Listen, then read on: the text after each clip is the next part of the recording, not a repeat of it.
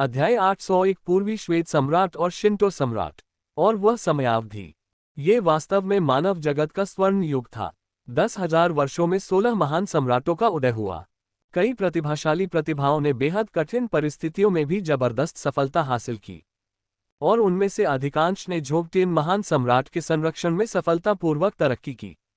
महान सम्राट बनने के मार्ग पर आगे बढ़ने के प्रयास में कई और विलक्षण प्रतिभाओं को भी तारा में आकाश की असंख्य जातियों द्वारा बाधाओं का सामना करना पड़ा, और अंततः एक एक करके वे सभी दुखद रूप से मौके पर ही मर गए। और ठीक इसी कारण से मानव जाति से संबंधित कई विलक्षण प्रतिभावान लोग अपनी सफलताओं के बाद क्रोधित हो गए थे। उन्होंने अत्यधिक बल का प्रयोग किया, लेकिन उन्हें कभी उम्मीद नहीं थी कि तारामंडल के असंख्य वंशों ने पहले ही कार्रवाई कर दी थी। उन्होंने एक जादुई कलाकृति बनाने के लिए सैकड़ों अरब मनुष्यों का नरसंहार किया। ये तो महान सम्राटों को भी आसानी से मार गिरा सकता है। ठीक इसी वजह से जब समकालीन महान सम्राटों ने अपनी चाल चली, झोंकटियन महान सम्राट गंभीर रूप से घायल हो गए थे, और अंततः उनकी मौके पर ही मृत्यु हो गई। हालांकि उनकी आत्मा सफलतापूर्वक शुवानमिंग लौट आए। उसके बाद से वह पाताल लोक में न्याय का कार्य कर सकता था।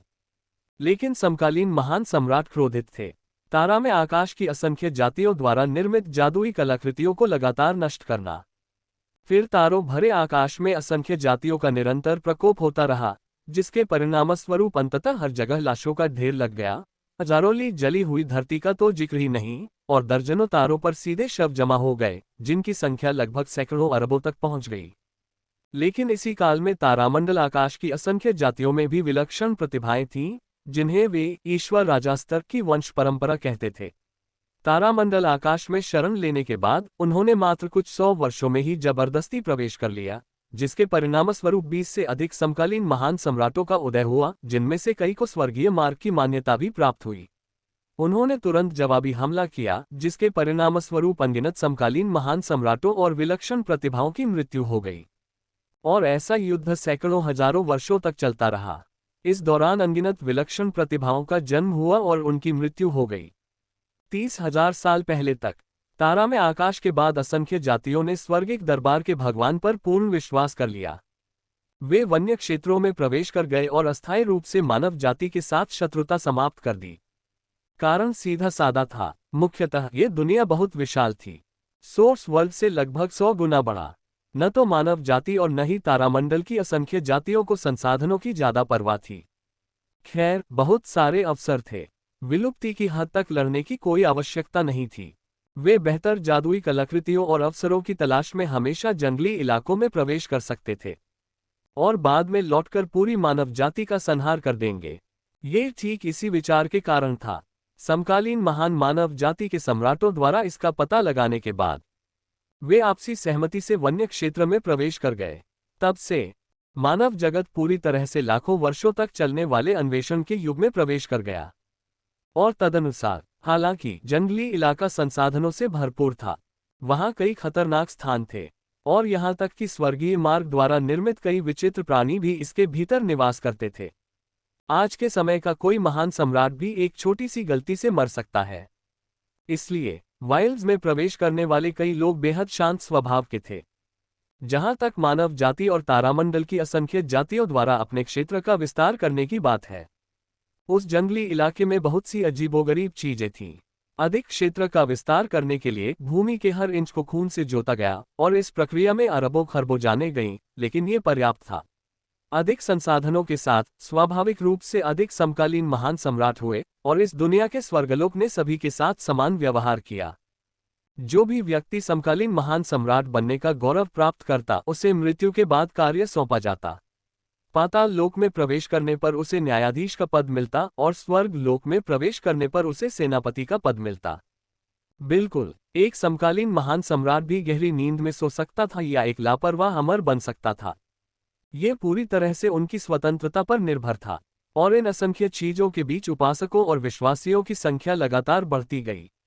श्वेत सम्राट अवतार और दिव्य दाव अवतार ने अंततः यह महसूस किया कि समय आ गया है। उन्होंने धीरे धीरे अपनी आंखें बंद कर ली। उनकी आभा पहले ही उच्च विश्व नियंत्रक के शिखर पर पहुंच चुकी थी। अवतार होने के नाते यद्यपि उनकी आत्माएं सूक्ष्म थीं, फिर भी वर्षों के प्रशिक्षण के बाद वे अत्यंत शक्तिशाली हो गए थे, और उनके भीतर दैवीयता का अंश समाहित था। उनकी आंखों में निरंतर पर्वतों और समुद्रों के परिवर्तन दिखाई देते थे। हे पूज्यवर, आप अंततः आ ही गए। दिव्य दाओ अवतार ने हल्की सी मुस्कान बिखेरी। क्या ऐसा हो सकता है कि आपको पहले से ही पता हो कि हम सफलता प्राप्त करने वाले हैं और आप विशेष रूप से समारोह देखने आए हैं? क्या आप छोटी चाची के साथ यात्रा करते समय हमें अवतारों को भूल गए थे? कृपया निरर्थक बातें न करें।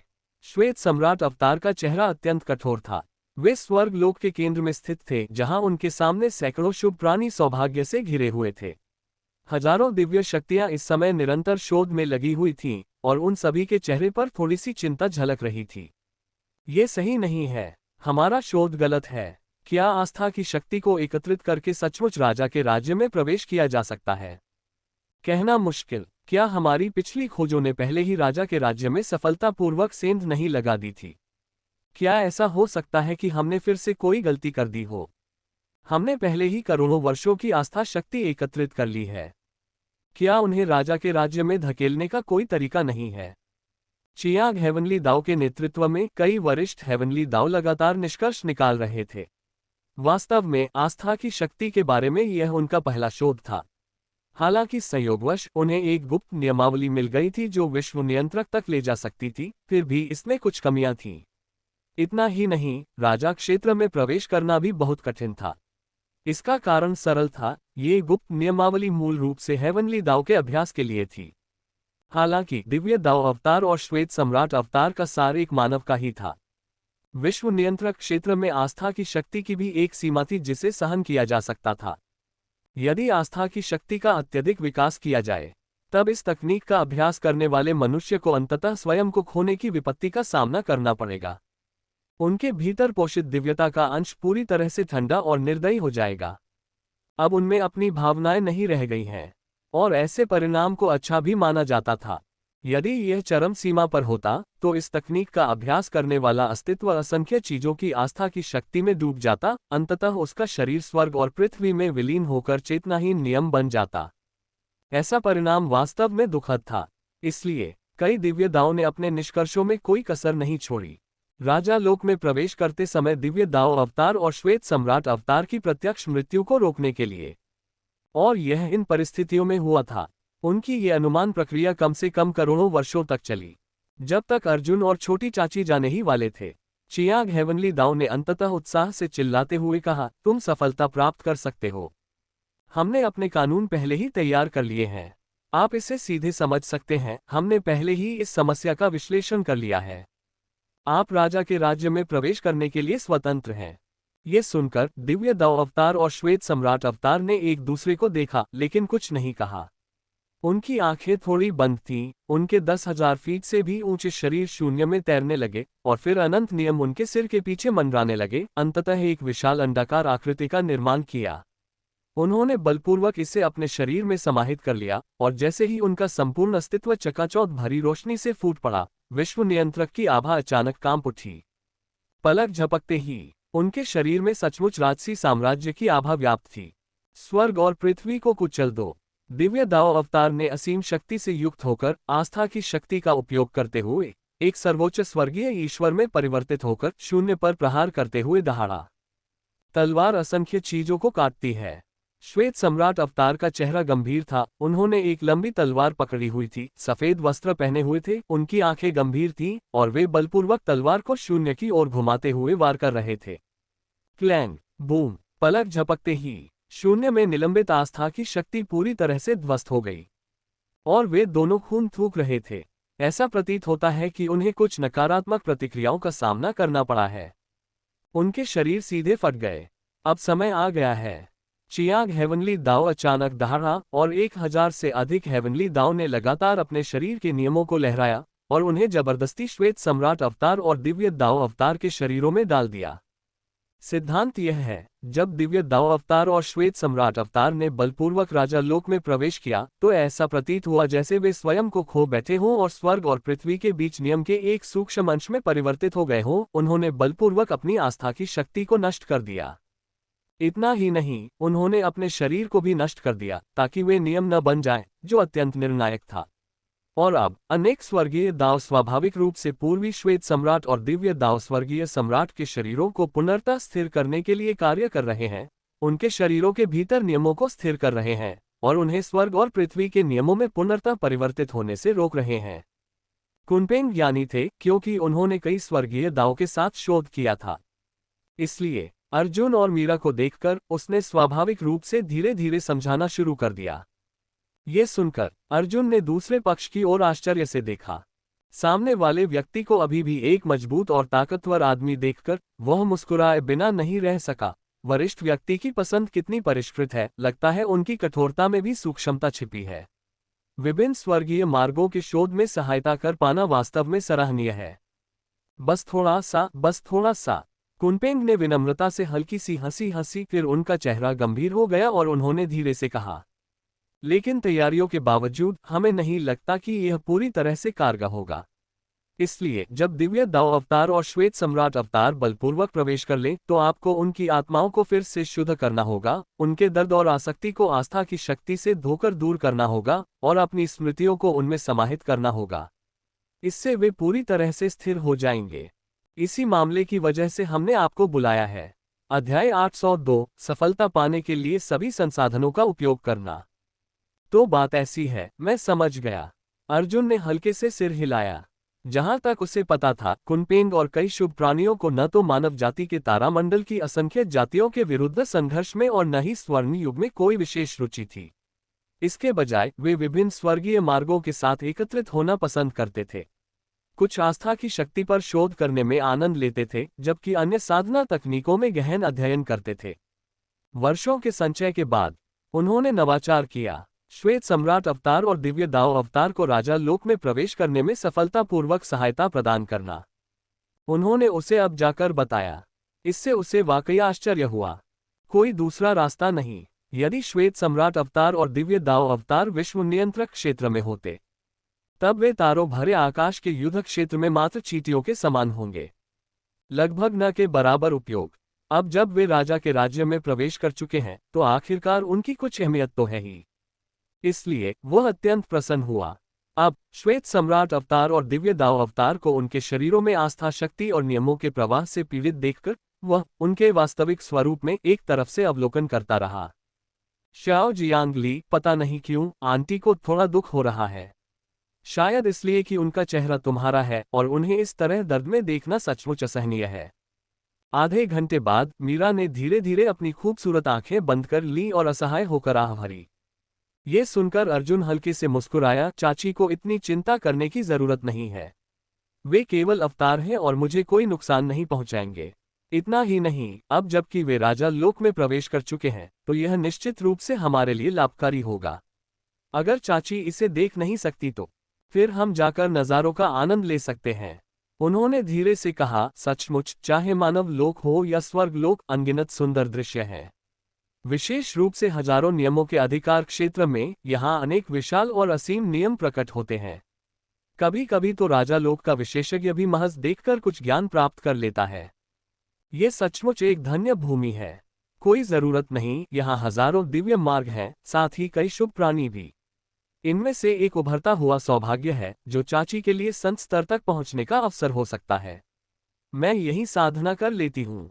मीरा ने आह भरी। उसका शरीर शून्य में तैर रहा था, उसकी सुंदर आंखें थोड़ी बंद थीं और उसने तुरंत कई दिव्य मार्गों के नियमों को समझना शुरू कर दिया, सीधे साधना में लीन हो गई। ये दृश्य देखकर अर्जुन मुस्कुराए बिना नहीं रह सका। आंटी के कार्यों से स्वाभाविक रूप से उस पर उनका भरोसा झलक रहा था। उन्हें साधना करते समय अचानक हमले की जरा भी चिंता नहीं थी। यह अब है। जब वह विचारों में डूबा हुआ था तभी उसने कुनपेन की दहाड़ सुनी। उसने ऊपर देखा और अंततः शून्य में निलंबित आस्था की शक्ति को एक दहाड़ते हुए विशालकाय अजगर में बदलते हुए देखा। उसका शरीर 3000 नियमों से घिरा हुआ था और उसकी आंखें भयंकर थीं, जो स्पष्ट रूप से दिव्य दाव अवतार और श्वेत सम्राट अवतार को निगलने का इरादा रखती थीं। यह आस्था की शक्ति का ही उल्टा परिणाम था। अगर वे टिक नहीं पाए तब दिव्य दाव अवतार और श्वेत सम्राट अवतार पल भर में शून्यता में विलीन हो जाएंगे। सभी जीवित प्राणियों की चेतना को समाहित करने वाली आस्था की शक्ति अंततः अत्यंत खतरनाक हो जाती है। श्वेत सम्राट अवतार और दिव्य दाव अवतार को अत्यधिक पीड़ा में देखकर अर्जुन ने अपनी भौहें ऊपर उठाईं। उनके सुंदर चेहरे अनियंत्रित रूप से फड़फड़ा रहे थे और उनके शरीर से लगातार खून बह रहा था। अनंत नियम जंजीरों में परिवर्तित हो गए थे, उनकी त्वचा के प्रत्येक इंच को बलपूर्वक जकड़ रहे थे ताकि वे पूरी तरह से नियमों में विलीन न हो जाएं। क्या अब? अर्जुन अत्यंत दृढ़ निश्चय के साथ बोले।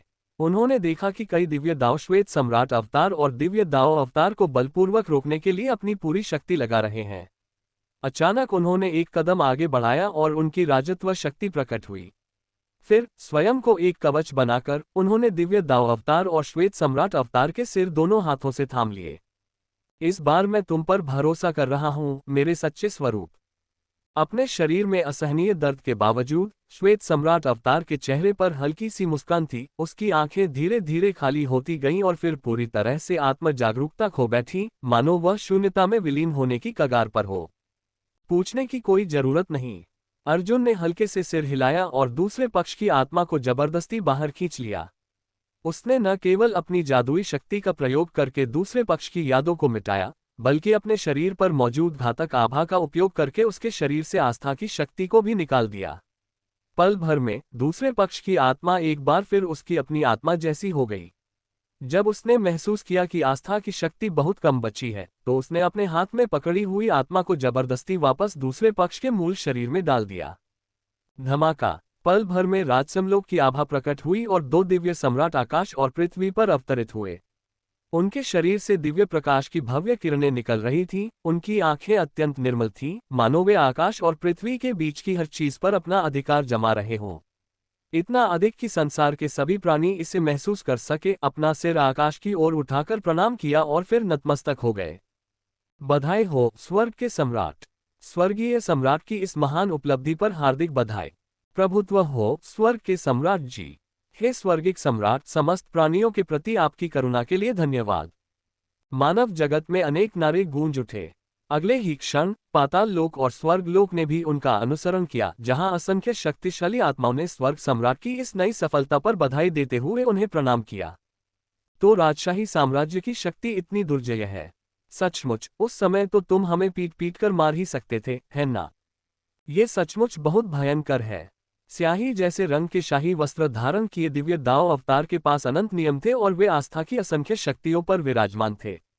अब जबकि उनकी आत्मा शुद्ध हो चुकी थी, यद्यपि उन्हें अतीत की कोई यादें नहीं थीं, अर्जुन ने अपनी यादों का एक छोटा सा अंश उन्हें प्रेषित किया था, इसलिए वे समझ गए थे कि क्या हुआ था। अत्यंत शक्तिशाली एक तलवार सैकड़ों विश्व नियंत्रकों को काट सकती है। श्वेत सम्राट अवतार ने अपने शरीर में उमड़ती शक्ति और अपने चरणों के नीचे आस्था की शक्ति को लीन होते हुए महसूस करते हुए थोड़ा सिर हिलाया। उनके होठों पर एक हल्की सी मुस्कान आ गई। चूंकि ऐसा है और मामला सुलझ गया है, तो तुम दोनों मेरे लिए काम करते रहोगे और इस दुनिया पर शासन करोगे। इस दुनिया में सबसे शक्तिशाली तो केवल उच्चतर विश्व नियंत्रक है। अब जब तुम राजा लोक में प्रवेश कर चुके हो, तो शासन में विभिन्न स्वर्गीय दाव के साथ सहयोग करने का समय आ गया है। मैं आशा करता हूं कि मेरे अधीनस्थों में राजा लोक के और भी शक्तिशाली लोग हों, क्योंकि तभी हम तारा में आकाश की असंख्य जातियों के नरसंहार का प्रतिरोध कर सकते हैं। यद्यपि मानव जाति में इस समय कई शक्तिशाली लोग हैं, फिर भी दुर्भाग्यवश उन पर प्रभुत्वशाली जातियों का हमला हो रहा है। यदि हम समय रहते तैयारी नहीं करते हैं, तो थोड़ी सी संभावना है कि मानव जाति सचमुच विलुप्त हो जाएगी।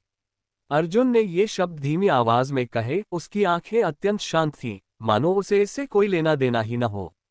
ये सुनकर श्वेत सम्राट अवतार और दिव्य दाव अवतार ने एक दूसरे की ओर देखा और एक साथ कड़वी मुस्कान बिखेरी। उन्होंने धीरे से सिर हिलाया और कहा, हम पहले से ही जानते थे कि विश्व नियंत्रक आपके लिए काम नहीं कर सकते। अब जब हमने राजा क्षेत्र में प्रवेश कर लिया है, तो वाकई काम में जुट जाने का समय आ गया है। ये वाकई निराशाजनक है। हमने आखिरकार सफलता हासिल कर ली और अपनी शक्ति दिखाने का मौका मिलने से पहले ही हमें आपके लिए काम करना पड़ रहा है।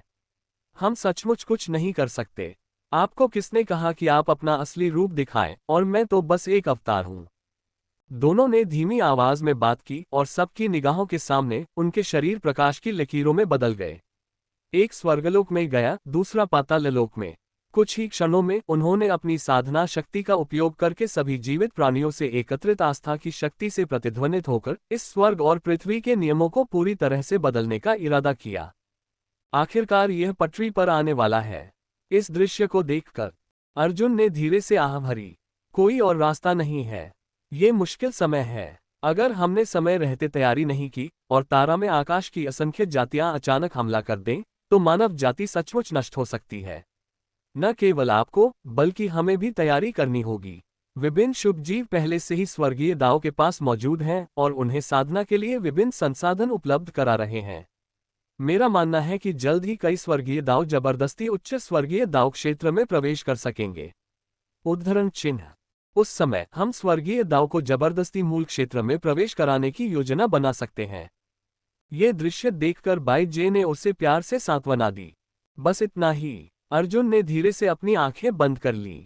कुछ लोगों की आकृतियां रूपांतरित हुईं और सबकी निगाहों के सामने से एक बार फिर गायब हो गईं। वे केंजुवान लोक में लौट गए थे। और इस दृश्य को देखकर चियांग हेवनली दाव, जो लगातार दिव्य दाव अवतार और श्वेत सम्राट अवतार को उनके अगले लोकों का पता लगाने में मदद कर रहा था, स्तब्ध रह गया। उसने एक पल सोचा, फिर अचानक धीरे से बुदबुदाया। ऐसा लगता है कि मैंने उससे पाताल लोक के असुर के बारे में नहीं बताया। लेकिन इसकी कोई जरूरत नहीं है, क्योंकि हजारों असुरों को अचानक दिव्य शक्तियां प्राप्त हो गई हैं। हालांकि उनमें से एक ने विश्व नियंत्रक क्षेत्र में प्रवेश कर लिया है, फिर भी वे हमारे मुकाबले के नहीं लगते। उसके साथ परेशान होने की कोई जरूरत नहीं है। अध्याय 803 पुराने दोस्त मिलने आते हैं। सैंड्स फॉल पास, ब्लड सेंट प्राचीन शहर। विशाल तारामंडल के ऊपर अर्जुन और बाईजे एक बार फिर लौट आए। उन्होंने एक दूसरे की ओर देखा, हालांकि उन्होंने कुछ नहीं कहा। उनकी आंखों में खुशी की एक झलक दिखाई दी। वास्तव में मानव जगत का विकास उनकी अपेक्षाओं से कहीं अधिक था। किसी ने कल्पना भी नहीं की थी कि मात्र 60 मिलियन वर्षों में मानव जगत इतने सारे विश्व नियंत्रकों को जन्म देगा। इतना ही नहीं, तारामंडल की असंख्य जातियों में से कई तो स्वर्गिक दरबार के स्वामी में विश्वास भी करने लगी थी। हालांकि उनमें से अधिकांश लगातार मानव जाति के खिलाफ लड़ते रहे। उन्होंने स्वर्गलोक और स्वर्ग दरबार के स्वामी के आदेशों का पालन किया। यदि स्वर्गिक दरबार के स्वामी ने मात्र एक शब्द कहा, वे निसंकोच बिना किसी संकोच के अपने ही लोगों पर तलवारें चला देंगे। अगर ऐसा सचमुच होता, वे शतरंज के मोहरे की तरह स्टाररी स्काई मायरिएड रेसेस में जबरदस्ती घुसपैठ करने में सक्षम हो सकते हैं, या यहां तक कि स्टाररी स्काई मायरिएड रेसेस के शक्तिशाली लोगों की हत्या भी कर सकते हैं, जो निश्चित रूप से फायदेमंद होगा। अगर बात सिर्फ इतनी ही होती तो बात अलग होती, लेकिन विभिन्न महान दाव और स्वर्गलोक में मौजूद कई प्राणियों ने जीवन को संरक्षित रखने के अनेक तरीके विकसित कर लिए थे। 60 मिलियन वर्ष से भी अधिक समय पहले जन्मे विलक्षण प्रतिभावान और कई समकालीन महान सम्राट इन तरीकों का पालन करते हुए न केवल गहरी नींद में चले जाते थे, बल्कि कुछ तो सीधे पाताल लोक में जाकर काम करने लगते थे, जिससे वे अमर और अविनाशी बन जाते थे। इससे उनकी जीवन शक्ति संरक्षित रहती थी। भविष्य के युद्धों में उन्हें केवल जीवन काल प्रदान करने की आवश्यकता होगी, ताकि उन्हें मानव जाति और तारा में आकाश की असंख्य जातियों के बीच युद्ध के मैदान में जबरन घसीटा जा सके और वे लगातार दुश्मनों का वध करते रहें। और ऐसे प्राणी असाधारण प्रतिभा के धनी होते हैं, जो विशाल संसार में सर्वोच्च स्थान प्राप्त करते हैं। वे अपने युग के सबसे शक्तिशाली और यहाँ तक कि युग के नायक भी होते हैं, जो अपने समकक्षों में पहले से ही अजेय होते हैं। यदि वे भविष्य में विशाल और असीम ब्रह्मांड में कदम रखें, वे निस्संदेह थोड़े ही समय में अपनी ताकत में लगातार वृद्धि करेंगे। इस प्रकार मानव शक्ति केंद्रों की नींव को मजबूत किया जा सके। ये कहा जा सकता है कि तीनों लोकों के भीतर स्थित शक्ति केंद्र मानव जाति की लगभग सबसे मजबूत जीवन शक्ति है। कौन सा विलक्षण प्रतिभावान प्राणी एक तारामंडल पर अपना प्रभुत्व स्थापित करता है? ईश्वर राजा स्तर का नियति का बच्चा कौन है? एक युग के नायक के सामने वे सब चींटियों के समान हैं। मुझे सचमुच उम्मीद नहीं थी कि तुम्हारे पास आस्था की शक्ति को एकत्रित करने की ऐसी साधना तकनीक है। इतना ही नहीं, तुमने कई दिव्य दावों को अपने लिए काम करने के लिए भी प्रेरित किया है। ऐसी विधि मैंने आज तक देखी सबसे आश्चर्यजनक चीज है, बाईजे ने ईमानदारी से कहा। हालांकि वह एक आकर्षक युवती थी, कभी कभी थोड़ी प्यारी भी, लेकिन आमतौर पर वह बेहद स्थिर थी, शायद इसलिए क्योंकि उसमें सब कुछ सुनने की क्षमता थी। उसका दिमाग बेहद परिपक्व था। अब उसने धीरे से हंसते हुए कुछ पल सोचा और आगे कहा, शायद तुम मानव जाति के भाग्य के अंतिम संतान हो। मेरी भविष्यवाणी के अनुसार यदि तुम्हारी मृत्यु हो जाती है तो शुभ प्राणी असंख्य लोकों में पूरी तरह से बिखर जाएंगे और तारामंडल में मानव जाति का पुनर्तः सफाया हो सकता है। ये सुनकर अर्जुन चुप हो गया। अब तक उसे यकीन नहीं था कि वह सचमुच भाग्य का पुत्र है या नहीं। जानने का कोई तरीका ही नहीं था। जब से उसने राजा लोक में प्रवेश किया था, कई संत उसे भाग्य का पुत्र मानते थे। अगर यह सच होता तो ठीक था, लेकिन अगर वह नकली निकला तो। हालांकि ऐसे मामलों पर विचार करने का ये समय नहीं था। अपनी उत्कृष्ट उपलब्धियों के कारण वह स्वाभाविक रूप से प्रसन्न था। उसने धीरे से आकाश से एक मदिरा पात्र उठाया, एक घूंट पिया और फिर साधना में लीन हो गया। कारण सरल था, यद्यपि वह अब राजा लोक में प्रवेश कर चुका था, फिर भी वह मानव जाति और तारा में आकाश की असंख्य जातियों के बीच युद्ध में सबसे शक्तिशाली नहीं था। एक भी गलती उसकी मृत्यु का कारण बन सकती थी। यदि उसने अपनी शक्ति को मजबूत नहीं किया होता तो शायद उस समय उसकी मृत्यु बिना दफन स्थान के ही हो जाती। वह ऐसा भाग्य नहीं चाहता था। आखिरकार उसे अपनी चाची मिल गई थी, और अब वह अपने माता पिता से मिलने ही वाला था। अगर उनकी मृत्यु तब हो गई होती, उसे इस बात का अंदाजा नहीं था कि उसके साथ कितना अन्याय होगा। Dot dot dot dot dot dot dot dot dot dot. और इस तरह उनकी साधना के दौरान कई दिन पलक झपकते ही बीत गए। आम धारणा के अनुसार राजा स्तर का शक्तिशाली प्राणी मात्र झपकी लेकर कई दशक गुजार सकता है, और थोड़ी सी साधना से एक सदी बीत सकती है। इससे बचने का कोई उपाय नहीं था। अमर और अविनाशी होने के नाते उन्हें समय की कोई परवाह नहीं थी, और उसने आज तो केवल कुछ ही दिनों की साधना की थी। मुख्यतः इसलिए क्योंकि उसे अपनी गुफा के बाहर किसी के आने का आभास हुआ था, और वह व्यक्ति उसे जानता था। गुफा में स्थित आवास के भीतर प्रसारित संदेश को महसूस करते हुए उसके होठों पर हल्की सी मुस्कान आ गई। खड़े होते ही उसकी आंखों से चकाचौंध भरी रोशनी निकली और अंतहीन वध कानून की आभा लगातार प्रकट होती रही, जो लगभग एक विश्व नियंत्रक को भी कुचलने में सक्षम थी। लेकिन ये रोशनी केवल एक क्षण के लिए ही रही, फिर उसने इसे पूरी तरह से नियंत्रित कर लिया। यही नरसंहार कानून का साकार रूप था। अगर वह इसी तरह चलता रहा तो शायद गुफा से बाहर कदम रखते ही करोड़ों इंसान मर जाएंगे। कभी कभी जब किसी का विधि क्षेत्र अत्यधिक ऊंचा और शक्ति अत्यधिक प्रबल होती है, तो वह अनजाने में ही दूसरों को मार सकता है। इसलिए वह अत्यंत सावधानी से गुफा से बाहर निकला। उसकी विशाल आभा हवा में स्थिर थी। कुछ ही समय बाद उसने अपने सामने एक वृद्ध व्यक्ति को प्रकट होते देखा। जब दूसरे पक्ष ने उसे देखा तो वह मुस्कुराया। उस समय दूसरे पक्ष के बाल और दाढ़ी दोनों बर्फ की तरह सफेद थे, और वह एक मेहनती बूढ़े किसान की तरह खेत में झुका हुआ था। अगर सिर्फ इतना ही होता तो बात अलग होती, लेकिन इस व्यक्ति के पीछे तलवार जैसी भौहों और तारों जैसी चमकती आंखों वाला एक सुंदर युवक खड़ा था, जिसकी निगाहें तारों जैसी थीं, जोश और उत्साह से भरी हुई।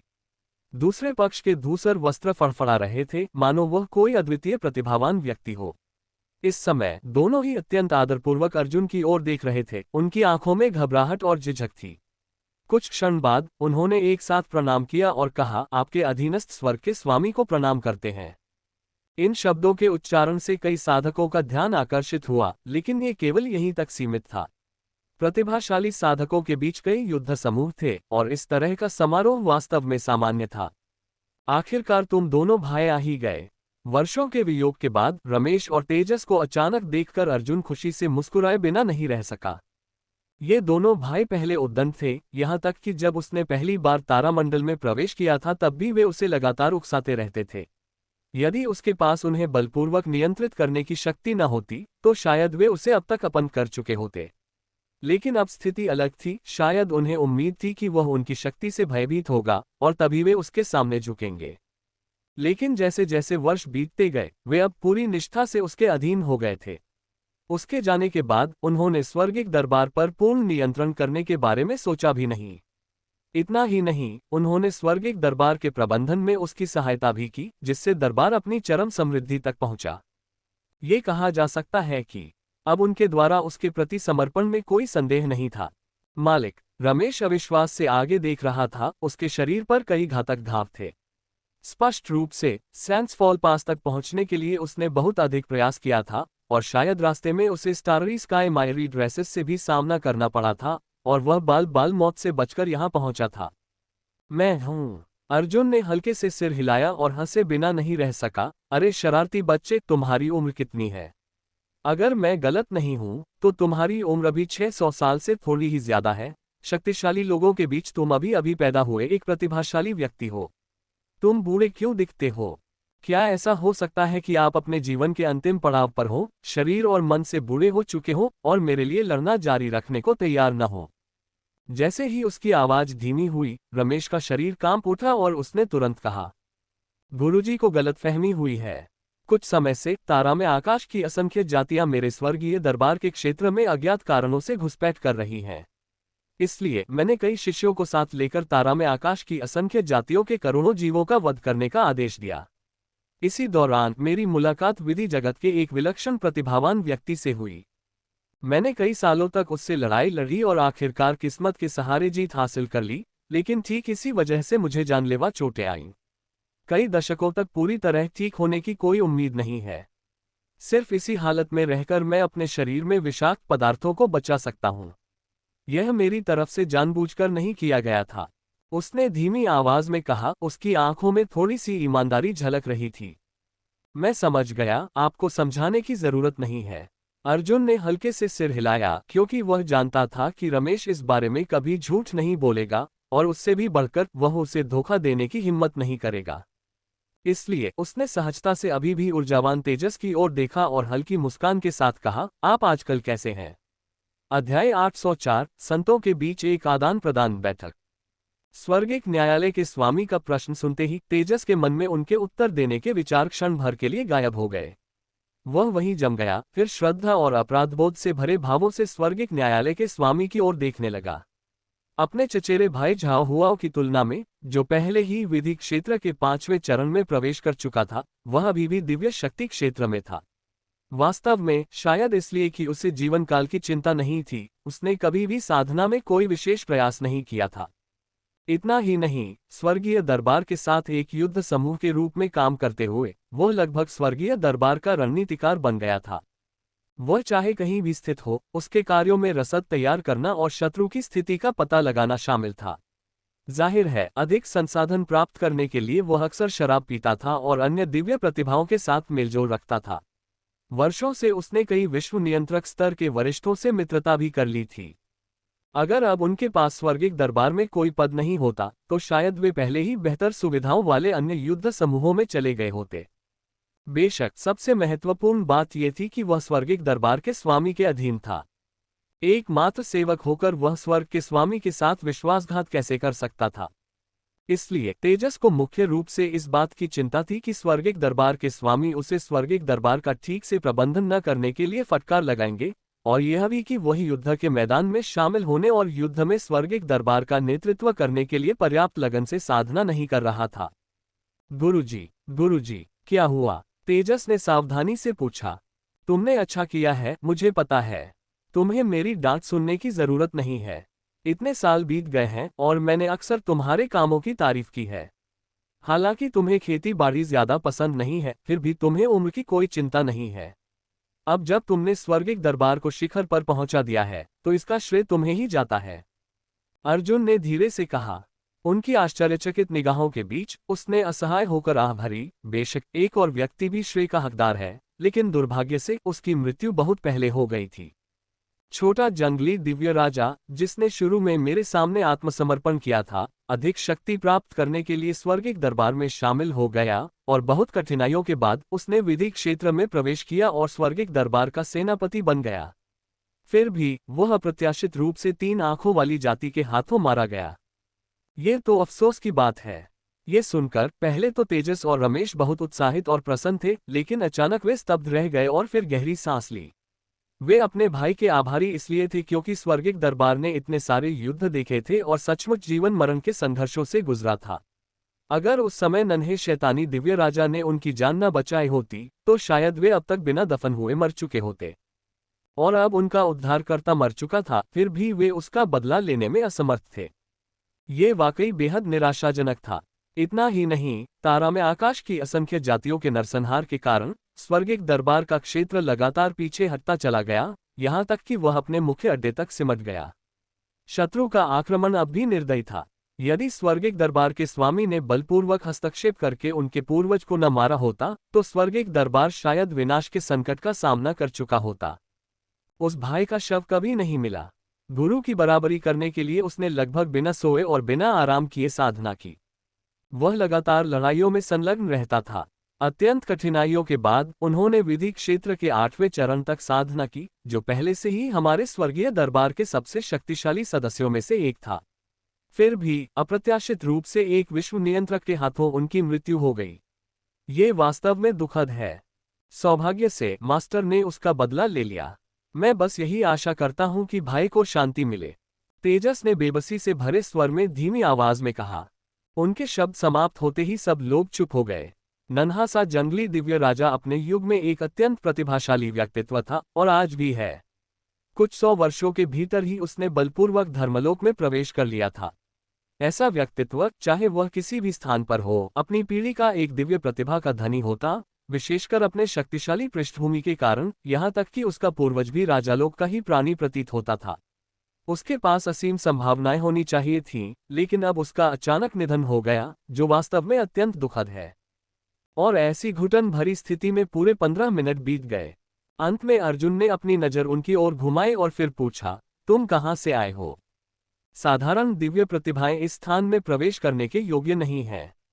शायद इसलिए कि आप स्वर्गिक दरबार के लोग हैं। आपने जबरदस्ती इस स्थान में प्रवेश किया, लेकिन आपने इस स्थान में प्रवेश क्यों किया? क्या वह मुझसे मिलने आया है? उसकी आवाज शांत थी। रमेश और तेजस ने एक दूसरे की ओर देखा, फिर दोनों ने सिर हिलाया, गुरुजी को सूचना देते हुए। दरअसल हम दोनों न केवल साथ आए हैं, बल्कि गुरुजी की खबर सुनकर हमने पूरे स्वर्गिक दरबार को स्थानांतरित करने का नेतृत्व भी किया। अब हम यहाँ पहुँच गए हैं। हम स्वर्गिक दरबार के उच्च पदस्थ सदस्य हैं, इसलिए हम रत्संत प्राचीन नगर में प्रवेश कर सकते हैं। लेकिन हमारे अधिकांश भाई अभी भी शहर के द्वार के बाहर छिपे हुए हैं। ये कार्रवाई न केवल आपसे मिलने के लिए है, बल्कि मानवता और तारा में आकाश की असंख्य जातियों के बीच युद्धक्षेत्र में शामिल होने की तैयारी के लिए भी है, ताकि युवा पीढ़ी रक्तपात और क्रूरता का अनुभव कर सके। हालांकि उन्होंने ऐसा कहा, लेकिन अपना बचाव करते हुए उनकी निगाहें अनायास ही अर्जुन की ओर मुड़ गईं। दरअसल सेवक बनने के बाद से ही उनकी दृष्टि में स्वर्ग के स्वामी एक अत्यंत महान हस्ती थे, जो आज तक अजेय हैं और लगभग कभी पराजित नहीं हुए। इतना ही नहीं, जब वे अभी दिव्य शक्ति क्षेत्र में ही थे, तब स्वर्ग के स्वामी ने विश्व नियंत्रक क्षेत्र में जबरदस्ती प्रवेश कर लिया था। केवल ऐसी ही विशालकाय हस्ती स्वर्ग के दरबार को दबा सकती थी। यदि इस व्यक्ति की मृत्यु हो गई, तो स्वर्ग एक न्यायालय जड़विहीन खरपतवार के समान होगा, जो अंततः वहीं नष्ट हो जाएगा। वे इस बात को भली भांति जानते थे, और इसलिए उन्होंने सीधे स्वर्गिक दरबार को यहां स्थानांतरित कर दिया, जिसका उद्देश्य अर्जुन का उपयोग करके स्वर्गिक दरबार को दबाना था, और साथ ही तारा में आकाश की असंख्य जातियों और मानवता के बीच युद्ध के मैदान में अपनी चमक बिखेरना था।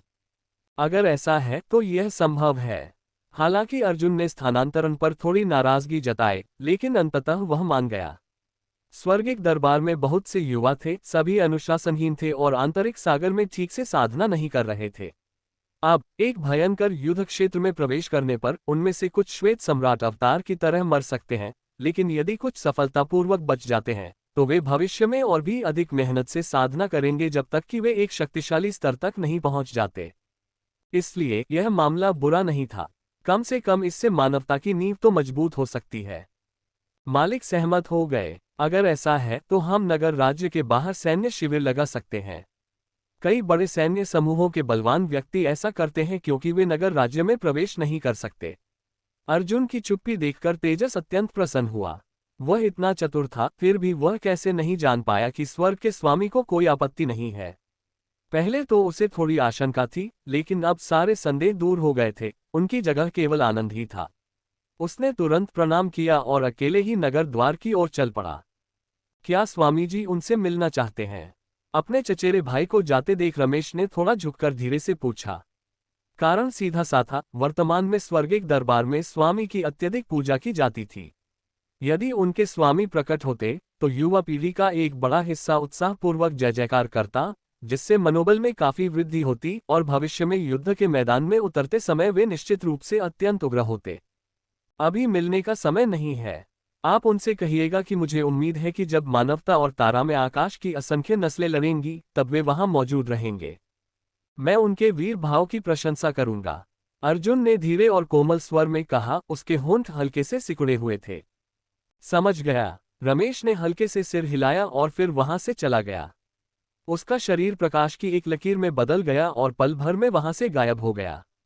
उसके जाते ही आकाश में एक पत्र प्रकट हुआ, जिसे देखकर अर्जुन ने भौहें चढ़ा ली। राजा और संत स्तर के बीच आदान प्रदान की बैठक। और इसमें कई ऐसी चीजें भी शामिल हैं जिन्हें मेरिट पॉइंट्स के बदले नहीं बदला जा सकता। अध्याय 805 तीन आंखों वाले कबीले की योजना क्या थी। अर्जुन ने अपने हाथ में पकड़े लिफाफे पर एक नजर डाली और जब उसे उसमें विधि लोक का अंश महसूस हुआ तो वह पूरी तरह से आश्चर्यचकित हो गया। उसने कभी उम्मीद नहीं की थी कि ऐसी परिस्थितियों में कोई संत निजी आदान प्रदान बैठक आयोजित करेगा।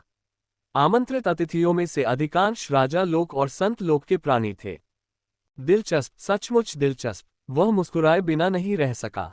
पिछली निजी आदान प्रदान बैठक जिसमें उसने भाग लिया था, उसमें एक बड़ा संकट उत्पन्न हुआ था। ताइन महारानी के पीछे एक राजसी साम्राज्य का अस्तित्व था।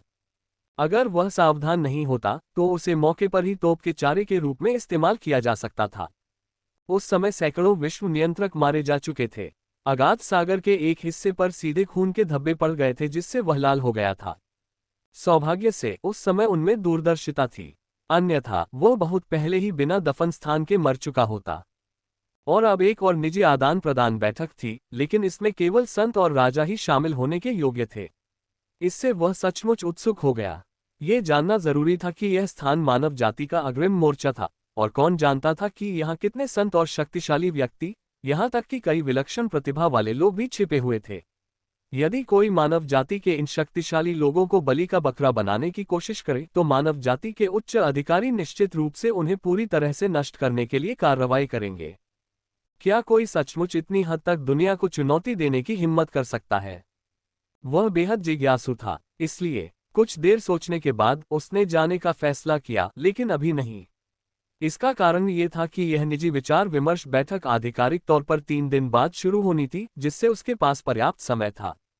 महज कुछ दिनों के भीतर उन्होंने पुनः साधना में प्रवेश किया और निरंतर अमर वध लौकी का अध्ययन किया। अंततः अमर वध नियमों की अपनी समझ को बढ़ाने के बाद वे शक्तिशाली रूप से एकांतवास से बाहर आए। इस आदान प्रदान बैठक का स्थान एक विशाल गुफा में था, जो उसके अपने घर से बेहद दूर था, कम से कम दर्जनों तारामंडलों की दूरी पर। सौभाग्य से एक राजा राज्य होने के नाते वह आसानी से वहां पहुंच सकता था। घटनास्थल पर पहुंचने पर उन्हें आश्चर्य हुआ कि निजी विचार विमर्श बैठक में भाग लेने वाले कई प्रभावशाली व्यक्ति अपनी पहचान छिपाना नहीं चाहते थे। इसके विपरीत वे सभी खुले और ईमानदार थे, या तो एकांत में बैठे हुए थे या अपनी आंखें बंद किए हुए थे। वे वहीं मंडराते रहे, आदान प्रदान बैठक शुरू होने की प्रतीक्षा करते हुए। क्या वह स्वर्गिक दरबार के स्वामी नहीं है? दिलचस्प बात है, संत गु युन ने वास्तव में उन्हें आमंत्रित किया। मुझे कुछ समय पहले ही खबर मिली है, यह एक विलक्षण प्रतिभा है जो अपने साथियों के बीच पहले से ही अजेय है, जीवन भर अपराजित रहा है, लगभग कोई प्रतिद्वंद्वी नहीं है। अब उसने राजसी राज्य में कदम रख दिया है। अविश्वसनीय। प्रतिभाशाली लोगों के बीच भी अंतर होता है, कभी कभी आपको इसे स्वीकार करना ही पड़ता है। संत गु युन सचमुच एक दिलचस्प व्यक्ति हैं, उन्हें तो पता था कि स्वर्गिक दरबार के स्वामी ने इस स्थान में प्रवेश किया है। मैं एकांत में था और अभी अभी बाहर आकर मुझे इस बात का पता चला है। आखिर इस व्यक्ति ने किया क्या? उसकी ख्याति इतनी अधिक क्यों है? क्या मार्शल वेनेरेबल सेंट किंग और प्रोफाउंड मेडन सेंट किंग अभी तक वापस नहीं आए हैं? ऐसा लगता है कि इस तारामंडल आक्रमण में काफी शक्तिशाली दुश्मन मौजूद हैं। ऐसा प्रतीत होता है कि स्वर्गिक दरबार के स्वामी उन दोनों प्राणियों से मिलने के लिए इस स्थान पर आए थे। हाँ, ये तो बस कोरी कल्पना है। वो तो बस एक राजा है। संतों को भी उस स्तर तक पहुंचने का मौका नहीं मिलता, तो उसे कैसे मिल सकता है? वहां पहुंचने पर कई संत और राजा लोक के शक्तिशाली योद्धा समूहों में एकत्रित हो गए। वे परिचित प्रतीत हो रहे थे, उनके शरीर में हत्या का भाव व्याप्त था और वे लगातार बातें कर रहे थे और हंस रहे थे, यहाँ तक कि उनमें उपहास का भाव भी झलक रहा था। जहाँ तक इस तरह की सामान्य टिप्पणियों का सवाल है, अर्जुन को अब कोई परवाह नहीं थी। वह कोई भोला भाला युवक नहीं था। आज तक अनगिनत शत्रुओं को मार गिराने और अनगिनत युद्ध लड़ने के बावजूद उसे बहुत उपहास सहना पड़ा था। वह जहां भी जाता लोग उसका मजाक उड़ाते रहते थे। अगर वह उन सभी को मार डालता तो शायद अब तक अरबों लोगों को मार चुका होता। इसलिए वह कुछ देर चुप रहा। उसकी आंखें थोड़ी झुकी हुई थीं, लेकिन उसने समूह में शामिल होने की तैयारी नहीं की, बल्कि एक ही क्षेत्र में अकेले साधना करने लगा। ऐसी परिस्थितियों में कुछ ही घंटे बीते थे। सामने फैला विशाल गुफा स्वर्ग और पवित्र भूमि, जो तारे के समान ऊंचा था, घने सफेद बादलों से घिरा हुआ था। सबकी निगाहों के सामने संत लौ 10,000 फुट ऊंचे पर्वत की तरह प्रकट हुए और पल भर में ही कई राजा साम्राज्य के शक्तिशाली योद्धाओं को इस कदर दबा दिया कि उनकी सांसें रुक गईं और वे अविश्वास से आंखें फाड़कर आगे देखने लगे। हालांकि उन्होंने मन ही मन प्रतिरोध किया, लेकिन उनकी साधना इतनी कमजोर थी कि उनकी हड्डियां लगातार चरमरा रही थीं। इसी स्थिति में एक अत्यंत छोटे कद का बूढ़ा व्यक्ति अंतरिक्ष में प्रकट हुआ, जिसकी आंखों में उम्र के लक्षण और फिर उदासीनता का भाव झलक रहा था, क्योंकि वह धीरे धीरे अपने सामने मौजूद कई शक्तिशाली व्यक्तियों का अवलोकन कर रहा था। हम 56 राजा राज्य 3 संत। इस बार जो लोग आए हैं वे सभी विभिन्न क्षेत्रों से आए प्रतिभाशाली लोग हैं। जी हाँ, ये बुरा नहीं है, उसने धीमी आवाज में कहा। उसकी आंखों में हल्की सी मुस्कान आ गई। सचमुच सभी लोग इस बूढ़े व्यक्ति का सम्मान करते हैं। महज एक लिफाफे के लिए, इतनी निजी बैठक के लिए आप सब यहाँ इकट्ठा हुए हैं। ये सचमुच इस बूढ़े व्यक्ति के लिए सम्मान की बात है, कृपया अंदर आइए। संत गु युन ने कोमल स्वर में कहा, मानो उनका आना उनके लिए सचमुच सम्मान की बात हो। इस प्रकार नियमों से घिरे हुए उनके पैरों के नीचे से सफेद बादल उठे और फिर बिना कहे ही वे सब गुफा की ओर चल पड़े। आप स्वर्गिक दरबार के स्वामी हैं। आप तो वाकई बहुत युवा हैं, मैंने कभी सोचा भी नहीं था। इतना युवा व्यक्ति सचमुच राजलोक में प्रवेश कर गया। हे युवक, आप में तो संत बनने की योग्यता अवश्य है। संत गु युन ने धीरे धीरे सबका अवलोकन किया और फिर उनकी दृष्टि अर्जुन पर टिक गई, जिससे उनके चेहरे पर एक सौम्य मुस्कान आ गई। महज किस्मत, अर्जुन ने अत्यंत विनम्रता से सिर हिलाया। वह कुछ नहीं कर सकता था, वह ध्यान आकर्षित नहीं करना चाहता था। उसकी नज़र में संत गु युन कुछ अजीब थे। एक संत के रूप में वह आसानी से राजा स्तर के शक्तिशाली योद्धाओं को कुचल सकते थे। एक अजेय हस्ती, फिर भी अब वह अत्यंत दयालु थे, न केवल दूसरों से बहुत परिचित थे बल्कि उनकी साधना से भी अवगत थे। ये बात तो स्पष्ट है कि उन्होंने कभी अपनी साधना का प्रदर्शन नहीं किया था। दूसरे पक्ष के पास कोई और तरीका होना चाहिए। पलक झपकते ही उसके मन में थोड़ा सा संदेह उत्पन्न हुआ, लेकिन उन्होंने इसे सचमुच प्रदर्शित नहीं किया। इसके बजाय वह सभी के साथ दूसरे पक्ष की पवित्र भूमि में प्रवेश कर गया। और यह जगह काफी हद तक वैसी ही थी जैसी उसने उम्मीद की थी। सफेद बादलों के ऊपर लटके हुए महल, जमीन के नीचे फूल, पेड़ और उड़ने वाले जानवर थे। ये बेहद शांत प्रतीत हो रहा था। अगर यह सिर्फ ऐसा ही होता तो कुछ भी नहीं होता, लेकिन सफेद बादलों पर दर्जनों ध्यान करने वाले कुशन और एक ऊंचा चबूतरा था। प्रत्येक ध्यान आसन पर संत लौ की आकृति अंकित थी। इसके भीतर का कानून अत्यंत शक्तिशाली था। ये स्पष्ट रूप से किसी संत द्वारा स्वयं तराशा गया था। यदि कोई दिव्य शक्ति स्तर का प्राणी यहाँ बैठा हो तो निस्संदेह एक ही दिन में उसे नई दिव्य शक्तियाँ प्राप्त करने का अवसर मिल जाएगा। यदि कोई विधि स्तर का प्राणी यहाँ हो तो क्या होगा? तब केवल एक ही ध्यान आसन की आवश्यकता होगी। विश्व नियंत्रक बनना खाने पीने जितना ही आसान होगा। इसमें केवल कुछ हजार साल ही लगेंगे। किसी को साधारण निम्न जगत नियंत्रक बनने का अवसर मिल सकता है। कितना शानदार कदम! संत गु युन से यही उम्मीद थी। वह सचमुच बहुत अमीर है। इस तरह की शानदार जादुई कलाकृतियों को सामने लाना वाकई बहुत अच्छा है। 9 स्वर्गों वाला ध्यान कुशन, मुझे इसमें से कानून की एक झलक पहले से ही महसूस हो रही है। यहाँ तक कि मौके पर ही सफलता हासिल करना भी सचमुच संभव है। संत गु युन कितने उदार हैं। कई राजा राजकीय शक्तियों ने आश्चर्य से कहा। उनकी आंखों में प्रसन्नता झलक रही थी। दरअसल संत राजकीय वर्ग के लोग इसे खिलौना समझ रहे थे, लेकिन वे केवल राजा राजकीय वर्ग थे जिनके पास सीमित वित्तीय संसाधन थे, इसलिए स्वाभाविक रूप से उनके पास ऐसे 9 स्वर्ग ध्यान आसन नहीं हो सकते थे। अध्याय 806 किंग्यू पूर्वज मृत्यु। गुफा के अंदर स्थित आवास। संत गु युन इस दृश्य को देखकर स्वाभाविक रूप से अत्यंत प्रसन्न हुए। वे अपनी प्रतिष्ठा को बहुत महत्व देते थे और अब जब वे अंततः एक आदान प्रदान बैठक आयोजित करने में सफल हो गए थे तो उन्हें शुरू में चिंता थी कि युद्ध के इस दौर में कुछ लोग शायद उनका सम्मान न करें और इसलिए न आए। हालांकि उनके आश्चर्य के लिए कई लोग उनका सम्मान करने के लिए आए। इतना ही नहीं, इनमें कई सम्राट और शक्तिशाली व्यक्ति भी शामिल थे जो हाल ही में ब्लडसेन प्राचीन शहर में शामिल हुए थे। उदाहरण के लिए स्वर्गिक दरबार के स्वामी या स्वर्गिक सम्राट, ये सभी असाधारण रूप से शक्तिशाली और विलक्षण प्रतिभा के धनी थे और वास्तव में भविष्य में संत लोक में प्रवेश करने की उनकी पूरी संभावना थी। इसलिए संत गु युन ने सोचा कि उनका आभार व्यक्त करने आना अच्छा है। वह उच्च अधिकार और शक्ति वाले संत थे, और सभी को अपनी प्रशंसा करते देख वे अपने अहंकार के बीच कुछ बार हल्की खांसी करने से खुद को रोक नहीं पाए और उदासीनता से बोले, ऐसी औपचारिकता की कोई आवश्यकता नहीं है दोस्तों, ये तो बस कुछ छोटी मोटी चीजें हैं। हालांकि अब युद्ध स्थिर हो गया है, लेकिन पिछली कुछ लड़ाइयों में मेरा मानना है कि सभी साथी दाववादियों ने युद्ध की बहुत सी वस्तुएं प्राप्त की होंगी और बहुत सी गोलियां खाई होंगी। मैंने इस पर विचार किया है और हम में से प्रत्येक अपनी आवश्यकता अनुसार ले सकता है। यदि आपके पास युद्ध की बेकार वस्तुएं हैं तो आप उन्हें उपयोगी वस्तुओं से बदल सकते हैं। तार्किक रूप से देखा जाए तो ऐसी चीजें कहीं भी की जा सकती हैं। मानव जाति ने ऐसी गतिविधियों पर रोक नहीं लगाई है।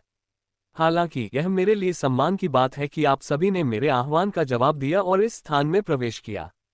उन्होंने धीरे से ये शब्द कहे। उनकी निगाहें कोने में बैठे लगभग 1 दर्जन संतों पर पड़ी, जिनके चेहरे पर हल्की सी मुस्कान झलक रही थी। उन्होंने सिर हिलाकर उनका अभिवादन किया। इस आदान प्रदान सम्मेलन के मेजबान के रूप में यहाँ सबसे निचली साधना वांगहो स्तर की है। इसलिए यदि किसी युवा मित्र या साथी दाववादी के पास आदान प्रदान करने के लिए कोई वस्तु हो तो आप मंच पर आ सकते हैं। जब तक कीमत उचित है, ये स्वाभाविक रूप से स्वीकार्य है। आप मौके पर ही आदान प्रदान कर सकते हैं और मेरी देखरेख में हत्या या लूटपाट जैसी कोई भी गतिविधि नहीं होगी। संत गु युन ने शांत भाव से कहा। उनके शरीर के चारों ओर शुभ बादलों का एक हल्का सा घेरा दिखाई दिया, जो अत्यंत खतरनाक आभा से भरा हुआ था। उनकी शक्ति का प्रत्येक अंश अविश्वसनीय रूप से भारी था, लगभग एक तारामंडल को कुचलने में सक्षम। वे वास्तव में एक संत थे, लगभग एक सृष्टिकर्ता देवता के समान, जो पल भर में दुनिया को नष्ट करने में सक्षम थे। इस दृश्य को देखकर कई सम्राटों और शक्तिशाली व्यक्तियों ने, जिन्होंने पहले ही अपनी गणना कर ली थी, तुरंत अपने विचारों को रोक दिया और अपनी निगाहें ऊंचे मंच पर मौजूद आकृति की ओर मोड़ ली। हाँ, किसी ने पहले ही एक खोपड़ी उठा ली थी और जबरदस्ती ऊंचे चबूतरे पर चढ़ गया था। खोपड़ी से एक संत की आभा निकल रही थी, मानो वह हजारों नियमों को समाहित करने वाली कोई पवित्र रचना हो। स्वयं उस व्यक्ति में भी संतत्व की झलक थी, और उसने उदासीनता से कहा, चूंकि कोई आ नहीं रहा है, तो मैं ही सबसे पहले नींव को आकर्षित करने के लिए ईंट फेंकूंगा। इसे शुभ संकेत समझो। ये शब्द सुनते ही वहां मौजूद कई शक्तिशाली राजा एक साथ चौंक उठे और धीरे धीरे उनकी ओर देखने लगे। उनकी आंखों में हैरानी छा गई। कुछ ने इस संत को पहचान लिया, जिनका नाम संत तुल्य था, जो एक निर्मल स्वभाव वाले संहारक थे और युद्ध के मैदान में कई लोगों को मार चुके थे। उनके हाथों मारे गए तारा में आकाश की असंख्य जातियों की संख्या खरबों में थी, और इन लड़ाइयों में अनजाने में अनगिनत मनुष्य भी मारे गए थे। ऐसी अफवाहें भी थीं कि इस व्यक्ति ने हाल ही में तारों भरे आकाश की यात्रा की थी और संयोगवश उसे तारों भरे आकाश की असंख्य जातियों के एक संत से मिलने का अवसर मिल गया था। उन्होंने मूल रूप से साथ मिलकर उस स्थान का अन्वेषण करने की योजना बनाई थी, लेकिन अप्रत्याशित रूप से दूसरे पक्ष ने उसके विरुद्ध साजिश रच दी। इस कारण संत तुल्य अत्यंत क्रोधित हो गए और रास्ते भर दूसरे पक्ष से लगातार लड़ते रहे। अंततः उनकी लड़ाई ने दर्जनों तारामंडलों को प्रभावित किया, जिससे अंततः एक प्रमुख जाति का पतन हो गया। 1 दर्जन से अधिक संत एक साथ भेजे गए थे। यदि उसने उस संत को निर्णायक क्षण में न मारा होता, तो शायद वह तारों भरे आकाश से बाहर ही मर जाता और इस जीवन में कभी भी मानव जाति के क्षेत्र में वापस नहीं लौट पाता। और ठीक इसी घटना के कारण वह अब गंभीर रूप से घायल हो गया था, इस हद तक कि पूरी ताकत से लड़ने पर उसके पुराने घाव फिर से उभर आते थे, जिससे उसकी साधना में कठिनाई होती थी और यहाँ तक कि उसके जीवन को भी थोड़ा खतरा था। मेरे हाथ में किंग्यू वंश का पूर्वज है। उसने मुझसे युद्ध किया, लेकिन अप्रत्याशित रूप से मेरे हाथों मारा गया। अगर उस समय मेरा पीछा न किया गया होता, तो शायद मैं उसकी खोपड़ी लेने के बजाय उसके सारे नियम पूरी तरह से निचोड़ लेता। लेकिन मेरे ही वध के कारण किंग्यू वंश विनाश के कगार पर है। ये वस्तु न केवल एक लुप्त होती जाति की स्मृति में संग्रहणीय वस्तु के रूप में उपयोग की जा सकती है, बल्कि साधना के लिए भी उपयोगी है, विशेष रूप से राजा स्तर के प्राणियों के लिए। इसमें एक अत्यंत विचित्र नियम का अंश समाहित है। हालांकि मुझे नहीं पता कि यह मूल नियम है या नहीं, लेकिन यदि कोई राजा स्तर का शक्तिशाली प्राणी इसे परिष्कृत करता है, तो उसकी शक्ति कई गुना बढ़ सकती है, और संभवतः वह एक और भी शक्तिशाली स्तर में प्रवेश कर सकता है। इसके आधार पर मुझे केवल 10 स्वर्गीय दावगोलियों की आवश्यकता है। उसने हल्की खांसी की और धीरे से कहा। यह सुनकर उपस्थित कई शक्तिशाली राजा राज्यों के नेताओं ने भौहें चढ़ा ली। स्वर्गीय दावगोली, क्या इससे उनके लिए मुश्किलें नहीं बढ़ रही थीं? हालांकि वे स्वर्गीय दाव का वध कर सकते थे। हालांकि ऐसी गोली के लिए स्रोत स्वर्गीय दाव के नियमों के अभिसरण की आवश्यकता थी, और प्रत्येक स्रोत स्वर्गीय दाव की शक्ति कम से कम संत राजा क्षेत्र के स्तर पर थी। हालांकि संत लोक के कुछ लोग थे, लेकिन वे अत्यंत दुर्लभ थे और उन्हें ऐसी दिव्य विधि प्राप्त नहीं हो सकती थी। इसके अलावा वे केवल राजा लोक में ही पाए जाते थे। उनमें से किसी एक को पाना मृत्यु को दावत देने जैसा था। इसलिए उनके पास ऐसी गोलियां कैसे हो सकती हैं? यह तो मूल स्वर्गीय मार्ग के नियमों का उल्लंघन था। यदि ऐसी गोलियों को कुछ और बार परिष्कृत किया जाए, वह स्रोत स्वर्गीय दाव कमजोर हो जाएगा। कोई भी दिव्य मार्ग मानव जाति को उनके साथ ऐसा करने की अनुमति नहीं देगा। अगर उनके पास हेवनली दाव पिल्स भी होती तो भी वे उन्हें नहीं बेचते। कारण सीधा सादा था, ये वस्तु बहुत महंगी थी और यह संतों को उनके धार्मिक घावों को भरने में मदद कर सकती थी। नाजुक क्षणों में ये वास्तव में जीवन बचा सकती थी। हालांकि किंग्यू वंश के पूर्वज का नाम महान था। यह एक अपेक्षाकृत छोटी प्रजाति थी और इसका विनाश कोई बड़ी बात नहीं थी। हालांकि मानव जाति अब पतन की ओर थी, फिर भी कुछ कमजोर तारामंडलीय असंख्य प्रजातियों को नष्ट करना कोई समस्या नहीं थी। और यह ऐसी स्थिति में हुआ था। संत टुले असहाय होकर मंच से उतर गए। वास्तव में वे ये भी जानते थे कि उनकी हालत बहुत गंभीर थी, पर वास्तव में कोई उपाय नहीं था। यद्यपि उनके घाव काफी हद तक ठीक हो गए थे, लेकिन इस प्रक्रिया में उन्होंने कई दिव्य खजाने खो दिए थे और अब उनके पास केवल ये खोपड़ी ही बची थी। हेवनली दाव पिल कितनी अनमोल थी। इस खोपड़ी के बदले ज्यादा से ज्यादा 3 खोपड़ियां ही मिल सकती हैं। 10। ये तो बस एक कोरी कल्पना थी। मंच से उतरते हुए संत गु युन ने शांत भाव से मुस्कुराते हुए कहा, स्वर्गीय दाव की गोली मेरे पास यहाँ 10 हैं। मैं आपसे अदला बदली करूंगा। ये शब्द सुनते ही सेंट टुले वहीं स्तब्ध रह गए। फिर उन्होंने हल्के से सिर हिलाया और कहा, सहमत हूं। उसने अपने हाथ में पकड़ी खोपड़ी को जोर से फेंक दिया। फिर उसे 10 दिव्य दाव गोलियां प्राप्त हुई। गोली की प्रभावशीलता की पुष्टि करने के बाद उसने उत्साह से सिर हिलाया और फिर मंच से नीचे उतर गया। और अब क्योंकि किसी ने अच्छी शुरुआत की थी, माहौल काफी जीवंत हो गया। राजा और संत जगत के शक्तिशाली योद्धा एक के बाद एक प्रकट होते चले गए। उन सभी ने अपने पास जो कुछ था और जिस चीज की कमी थी, उसे खुलकर सामने रखा। लेकिन एक निजी आदान प्रदान बैठक के रूप में उन्होंने दिव्य दाव पत्थर को मुद्रा के रूप में स्वीकार नहीं किया। कारण सीधा सादा था, ये जगह युद्ध से पूरी तरह तबाह हो गई थी। पैसा बेकार था, हथियारों की जरूरत थी। शायद आज बड़ी रकम जमा हो गई होगी, कल शायद किसी की सीधे तौर पर हत्या कर दी जाए। इससे कितना नुकसान होगा। और यह ऐसी स्थिति में हुआ था। अर्जुन एक कोने में खड़ा होकर उदासीनता से सब कुछ देख रहा था। हालांकि इस आदान प्रदान बैठक में कई उत्कृष्ट वस्तुएं थीं, फिर भी उसे कोई परवाह नहीं थी। अब उसने न केवल वध विधि का अभ्यास किया था, बल्कि राक्षसी ऊर्जा विधि और अमर वध विधि का भी अभ्यास किया था, जिससे वह अपने साथियों के बीच लगभग अजेय हो गया था और उसके पास अमर वध लौकी भी थी। अब तो उसने सैंड्स को चुनौती देने की भी हिम्मत कर ली थी। उसके पास इतने सारे जादुई खजाने हैं, यहाँ बेची जाने वाली तरह तरह की चीजें उसे भला कैसे पसंद आ सकती हैं। वह तो सिर्फ दुनिया देखने के लिए ही यहाँ आया था, ये देखने के लिए कि ब्रह्मांड में कृषक किस प्रकार आदान प्रदान करते थे। अब ये केंगक्सुआन क्षेत्र से बिल्कुल अलग नहीं लग रहा था। वह बेबसी से जिम्हाई लेते हुए आंखें बंद करके आराम करने की तैयारी कर रहा था, बैठक के समाप्त होने का इंतजार कर रहा था। तभी एक युवा चेहरे वाला शक्तिशाली राजा धीरे धीरे खड़ा हुआ, धीरे से हवा में लटके हुए एक विधि मानचित्र को निकाला और कड़वी मुस्कान के साथ बोला, सभी लोग मुझे इसके लिए क्षमा करें।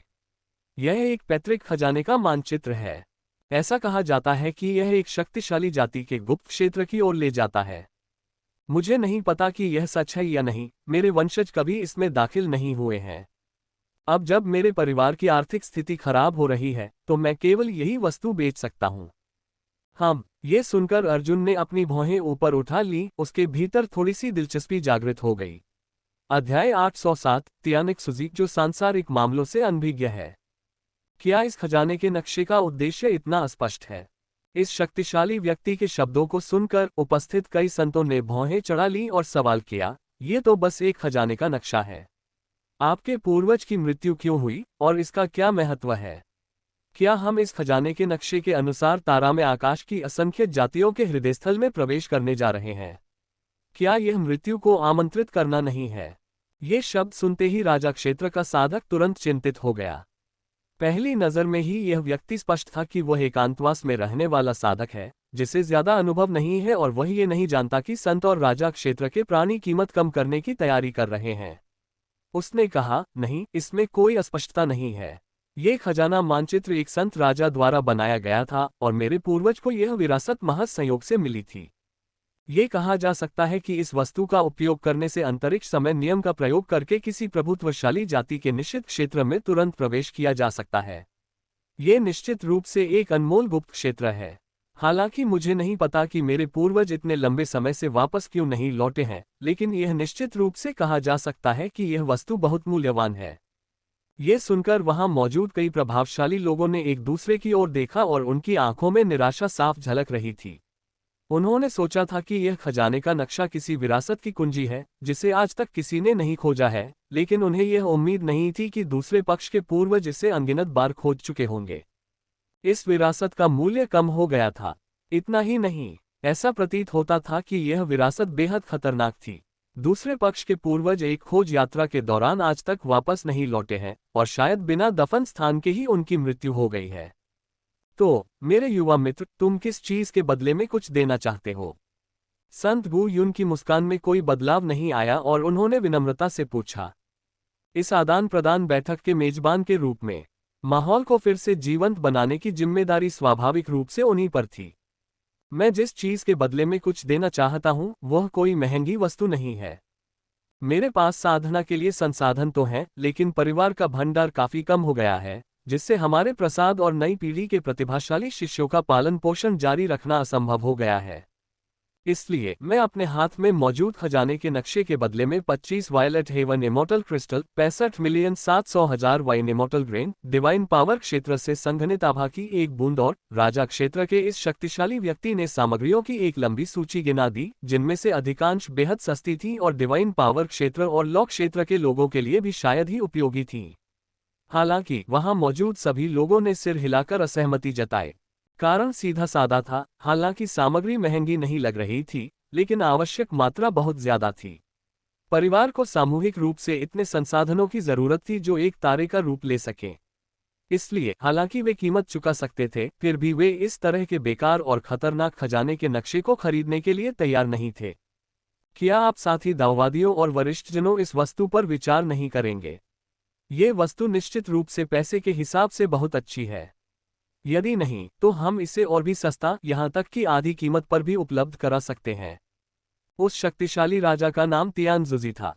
उनके परिवार में मूल रूप से एक संत पूर्वज थे, लेकिन उनके गुप्त लोक में प्रवेश करने और उनके जीवन या मृत्यु के बारे में अनिश्चितता के बाद प्रतिदिन एकांतवास में रहने वाले तियानजुजी तुरंत परिवार के मुखिया बन गए। हालांकि प्रबंधन के अनुभव की कमी के कारण उन्होंने परिवार का कुप्रबंधन किया, जिसके परिणामस्वरूप परिवार का भंडार समाप्त हो गया। उसके पास सचमुच एक भी पैसा नहीं बचा था। यदि कोई लाभ न होता, परिवार बिखर जाएगा, इसलिए उसके पास इसके अलावा कोई विकल्प नहीं था, अपने पूर्वज द्वारा दिए गए खजाने के नक्शे को बेचना। और फिर भी किसी ने भी उनका प्रस्ताव नहीं खरीदा। इतना ही नहीं, किसी ने उसकी तरफ देखा तक नहीं। वहां उपस्थित सभी लोग राजसी और संत स्तर के प्राणी थे, जिनमें अपार शक्ति और सौभाग्य था। वे अपने युग के महाशक्तिशाली व्यक्ति थे। चाहे अवसरों की बात हो या प्रतिभा की, उन्हें किसी चीज की कमी नहीं थी। यदि वे भाग्यशाली होते तो किसी सुरक्षित गुप्त लोक में प्रवेश करके भरपूर समृद्धि के साथ लौट सकते थे। वे अज्ञात मूल के एक रहस्यमय क्षेत्र में क्यों जाएंगे? यदि किसी मामूली दुर्घटना के कारण उनकी मृत्यु हो जाए, तब उन्हें सचमुच बहुत बड़ा नुकसान उठाना पड़ेगा। वे अमर और अविनाशी प्राणी हैं। यदि वे मृत्यु को न चाहें तो वे लगभग आकाश के समान दीर्घायु हो सकते हैं। यद्यपि वे वर्तमान में मानवता के लिए तारों भरे आकाश में लड़ रहे हैं और उनकी मृत्यु की संभावना भी प्रबल है, फिर भी वे अंततः अपनी ही जाति के लिए निरंतर लड़ रहे हैं, जो सार्थक है। भविष्य में जब कोई उनके नाम लेगा तो वे ऐसे प्राचीन पूर्वज की अविश्वसनीय बहादुरी, अनंत तारामंडलीय आकाश की असंख्य जातियों से लड़ने और उनका संहार करने, और यहाँ तक कि उनके लिए मंदिर बनाने और उन्हें देवताओं के रूप में पूजने के लिए उनकी प्रशंसा करेंगे। लेकिन अगर वे अपने लालच के कारण किसी गुप्त क्षेत्र में प्रवेश कर जाएं और अंततः उसमें अपमानजनक तरीके से मर जाएं, तो दुनिया में कोई भी उन पर दया नहीं करेगा, ज्यादा से ज्यादा उन्हें मूर्ख होने के लिए उपहास का पात्र बनाया जाएगा। एक अमर और अविनाशी राजशाही के रूप में अनंत युगों में भी वह क्या प्राप्त नहीं कर सका। दरअसल लालच के कारण एक गुप्त लोक में उसकी मृत्यु हो गई। ये सरासर शर्मनाक था। ठीक इसी कारण से कई लोगों ने तियानशुजी के सौदे को दृढ़तापूर्वक अस्वीकार कर दिया। इतना ही नहीं, वे एक एक करके उठ खड़े हुए और तुरंत जाने की तैयारी करने लगे। ये दृश्य देखकर तियानशुजी की आंखों में थोड़ी निराशा झलक उठी। जब उनके पूर्वज मौजूद थे तब वे स्वर्ग के प्रिय पुत्र थे और जहां भी जाते लोग उनकी चापलूसी करते थे। अब जब उनके पूर्वज 10,000 वर्षों से नहीं लौटे थे तो उन्होंने हर जगह विनती की, पर किसी ने उनकी ओर ध्यान नहीं दिया। ये वाकई निराशाजनक था। इंतजार। जब वह इस बात को अपने दिल में स्वीकार करने के लिए संघर्ष कर रहा था, तभी एक युवक खड़ा हो गया। हालांकि उसकी भौहें तलवार जैसी नुकीली और आंखें चमकती हुई लग रही थीं, लेकिन उसके 3000 काले बालों में से आधे से ज्यादा सफेद थे और उसकी आंखों में खून जैसे लाल रंग की झलक दिखाई दी। उसने धीरे से कहा, मैं आपके खजाने के नक्शे के बदले में यह नक्शा दे सकता हूं। आपकी शर्तें मुझे मंजूर हैं। जैसे ही उसने ये कहा, उसने सीधे एक भंडारण स्थान को बाहर फेंक दिया जिसमें एक तारे के संसाधन मौजूद थे जो अत्यंत प्रचुर मात्रा में थे। लगभग एक राजा राज्य के परिवार को 200 वर्षों से अधिक समय तक सहारा देने के लिए पर्याप्त थे। यह तियानजुजी अचानक चौंक गया जब उसने सुना कि कोई उससे व्यापार करना चाहता है। वह वहीं अचंभित रह गया और फिर खुशी से झूम उठा। उसने अपने सामने खड़े व्यक्ति को देखा और सिर हिलाकर कहा, सहमत। भंडारगृह में मौजूद संसाधनों का निरीक्षण करने के बाद उसने देखा कि कई अत्यंत महत्वपूर्ण संसाधन अब दोगुने हो गए थे। ये देखकर वह तुरंत बहुत प्रसन्न हुआ और उसने अपने हाथ में मौजूद खजाने का नक्शा फेंक दिया। लगता है मुझे फायदा हुआ है। सौभाग्य से मैंने उसे बहुत सारे संसाधन दिए। हालांकि मेरे लिए, जिसके पास पृथ्वी से 100 गुना बड़ा स्रोत ग्रह है, ये तो समुद्र में एक बूंद के बराबर है। नहीं, यह एक बल के बराबर भी नहीं है, फिर भी यह काफी सुकून देने वाला है। हर किसी को उसकी जरूरत की चीज मिल जाती है और मैंने किसी को धोखा नहीं दिया। अर्जुन के होठों पर हल्की सी मुस्कान आ गई। करोड़ों वर्षों की साधना के बाद तीनों लोकों में संसाधनों की प्रचुरता थी, जिससे परिवार का भरण पोषण सहजता से हो जाता था। और उनकी नज़र में संसाधनों की इतनी विशाल मात्रा एक अकेले दिव्य दाव पत्थर से भी कम मूल्यवान थी। अब जब उसने उन्हें दे दिया था तो उसे जरा भी दुख नहीं हुआ। इसके विपरीत वह अपने हाथ में मौजूद खजाने के नक्शे को देख रहा था। उसके दिल में खुशी की एक झलक दिखाई दी। किसी कारण के लिए इस खजाने के नक्शे के संपर्क में आने पर उसके शरीर के भीतर वध का नियम लगातार कांप रहा था। ऐसा प्रतीत होता है कि यह वस्तु वध कानून से संबंधित है। अगर ऐसा सचमुच होता, उसे निश्चित रूप से बहुत लाभ हुआ होगा। वध कानून किस प्रकार का अस्तित्व है? यह कोई साधारण स्रोत नियम नहीं है। इस नियम के संक्षिप्त अंश का पूर्व स्वामी प्राचीन काल का कोई देवता रहा होगा। हालांकि वह इसकी पुष्टि नहीं कर सके, लेकिन ये कानून वास्तव में शक्तिशाली था। ये लगभग उन सभी कानूनों से कहीं बढ़कर था जो उसने कभी देखे थे। बिल्कुल, अमर वध करने वाला लौकी एक अपवाद था। ये खजाना किसने बनाया, यह अज्ञात है। ये सचमुच बेहद विशाल है। वह अभी केवल राजा के क्षेत्र में है, फिर भी इस खजाने के बल पर वह संतों को भी चुनौती दे सकता है, जो सरासर अनुचित है।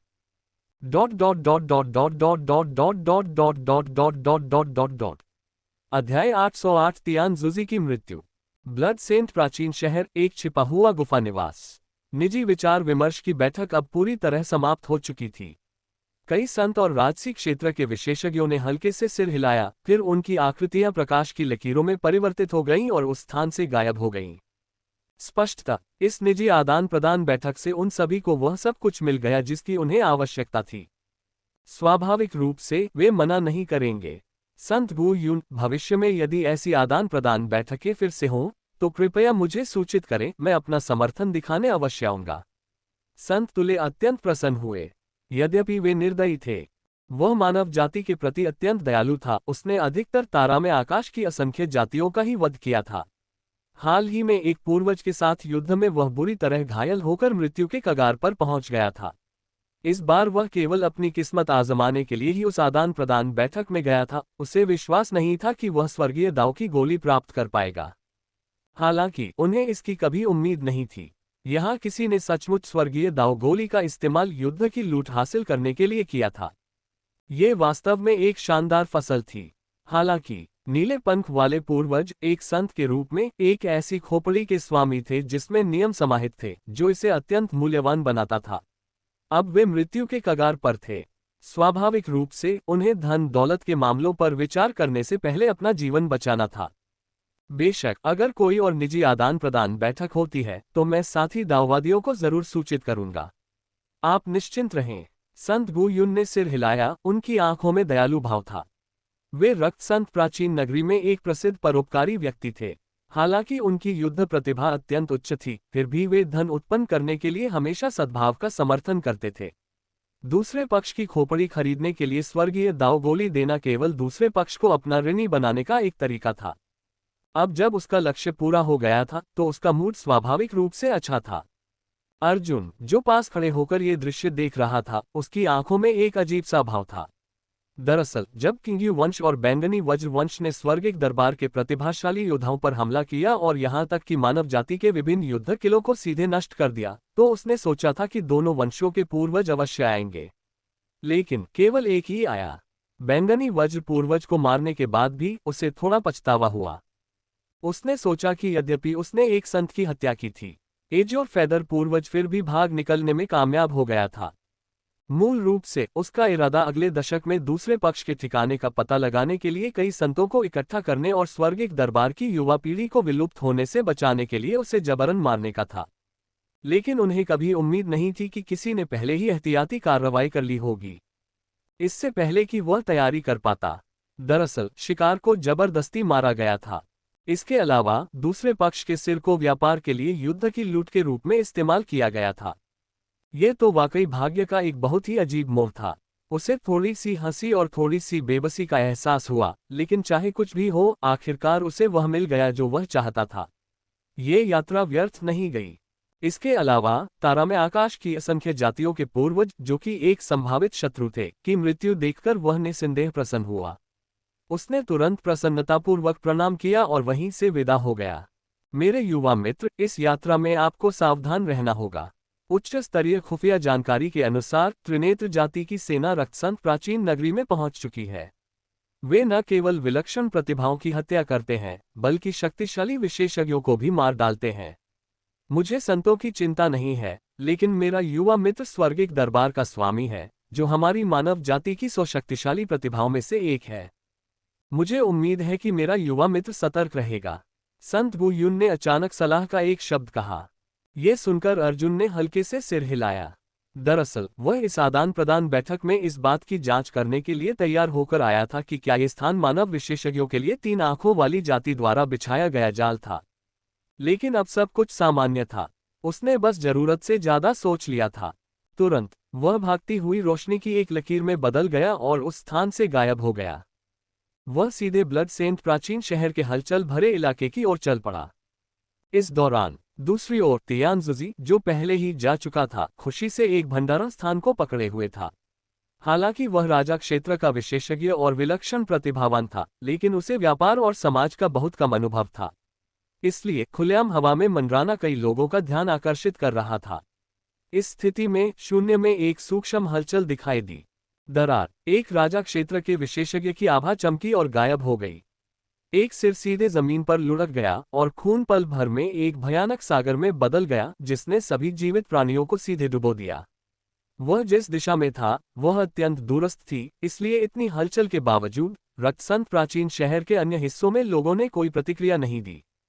वह कौन सा था? शून्य से एक अत्यंत ठंडी आवाज निकली।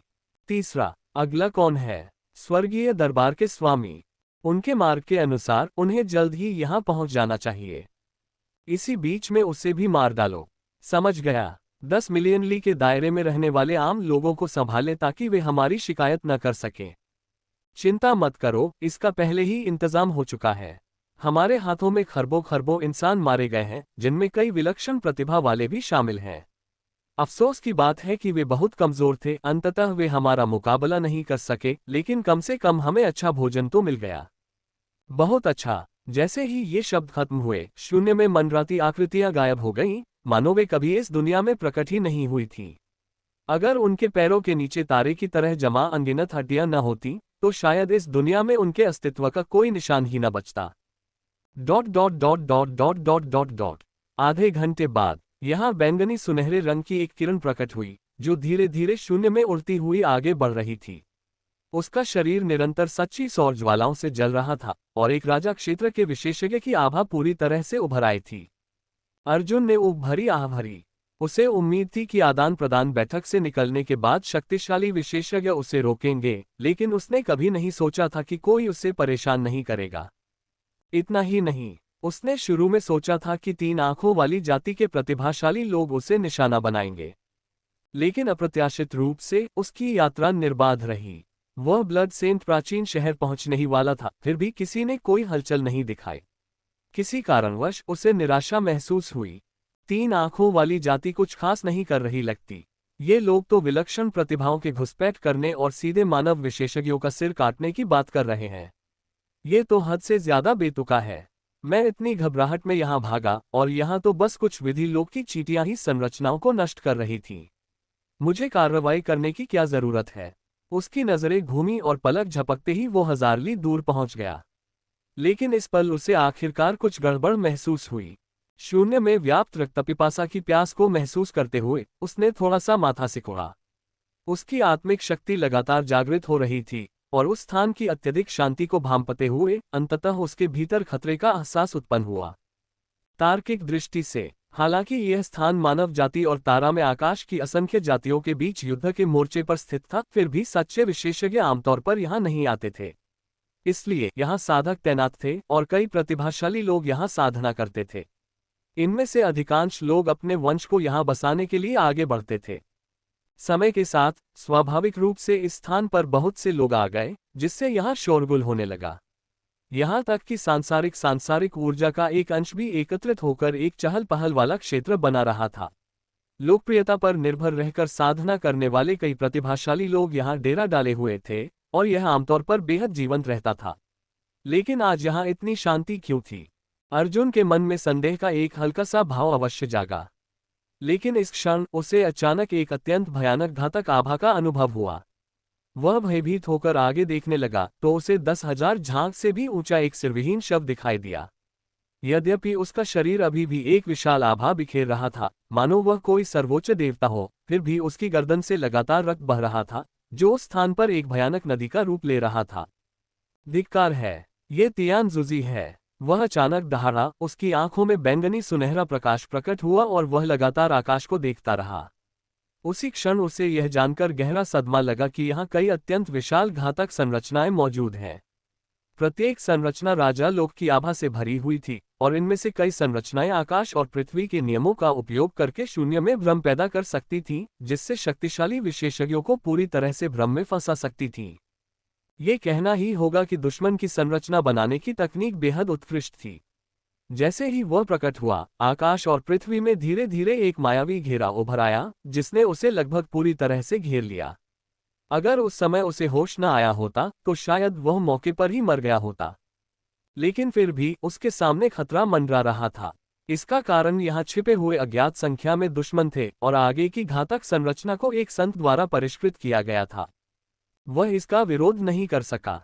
इस समय वह केवल वध कानून के धुंधले से अंश के माध्यम से दुनिया का अवलोकन कर रहा था।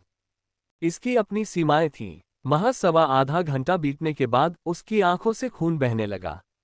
उसे न केवल उस संरचना का आघात लगा, बल्कि अचानक शून्य में एक अत्यंत विचित्र नियम प्रकट हुआ, जो जंजीरों में बदल गया।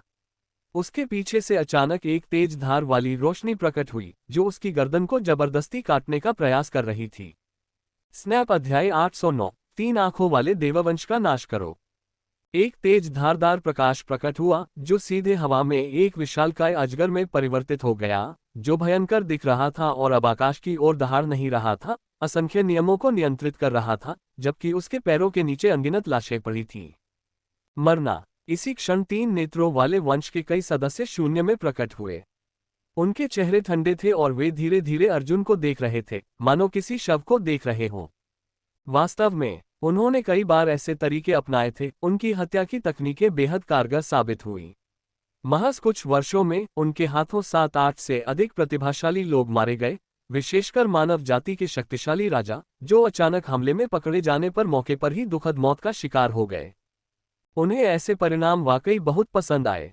उनके सामने उपस्थित स्वर्गिक दरबार के स्वामी अत्यंत प्रसिद्ध प्रतीत होते थे, अपने साथियों के बीच अजेय माने जाते थे। साधना शुरू करने से लेकर अब तक उन्हें कभी हार का सामना नहीं करना पड़ा था। वे एक अत्यंत शक्तिशाली प्रतिभावान व्यक्ति थे। दुर्भाग्यवश चाहे वे कितने भी शक्तिशाली क्यों न हो, आज उनके हाथों मरना तय था। कारण सीधा था, एक संत द्वारा परिष्कृत वध सरनी कोई मजाक नहीं थी, और उनमें से अधिकांश राजा स्तर के प्रतिभावान व्यक्ति थे, जो मानते थे कि वे स्वर्गिक दरबार के स्वामी को आसानी से मार सकते हैं। इसलिए इस गुप्त हमले से उन्हें विश्वास था कि वे निश्चित रूप से मौके पर ही मर जाएंगे। ठीक उसी तरह जैसे तियानजुजी, जो कुछ समय पहले ही इस जगह से गुजरे थे।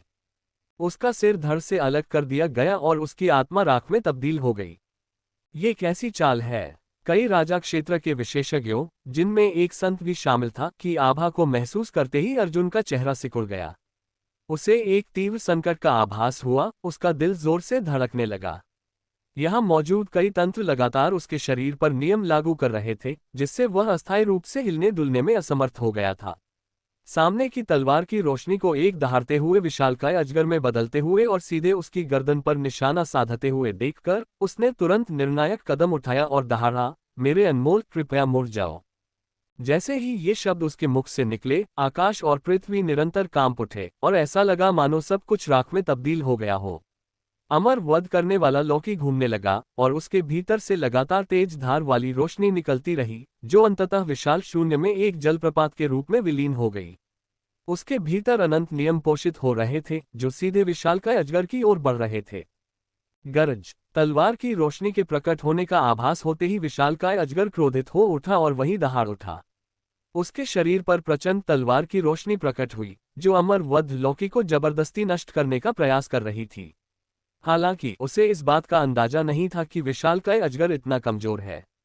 अमर वध उड़ने वाले चाकू के एक हल्के से वार से ही विशालकाय अजगर लगातार कराहता रहा और अंततः तलवार की रोशनी में परिवर्तित होकर आकाश और पृथ्वी में विलीन हो गया। तो आप ही वो लोग हैं जो छुपकर हमारी मानव जाति को नुकसान पहुंचा रहे हैं।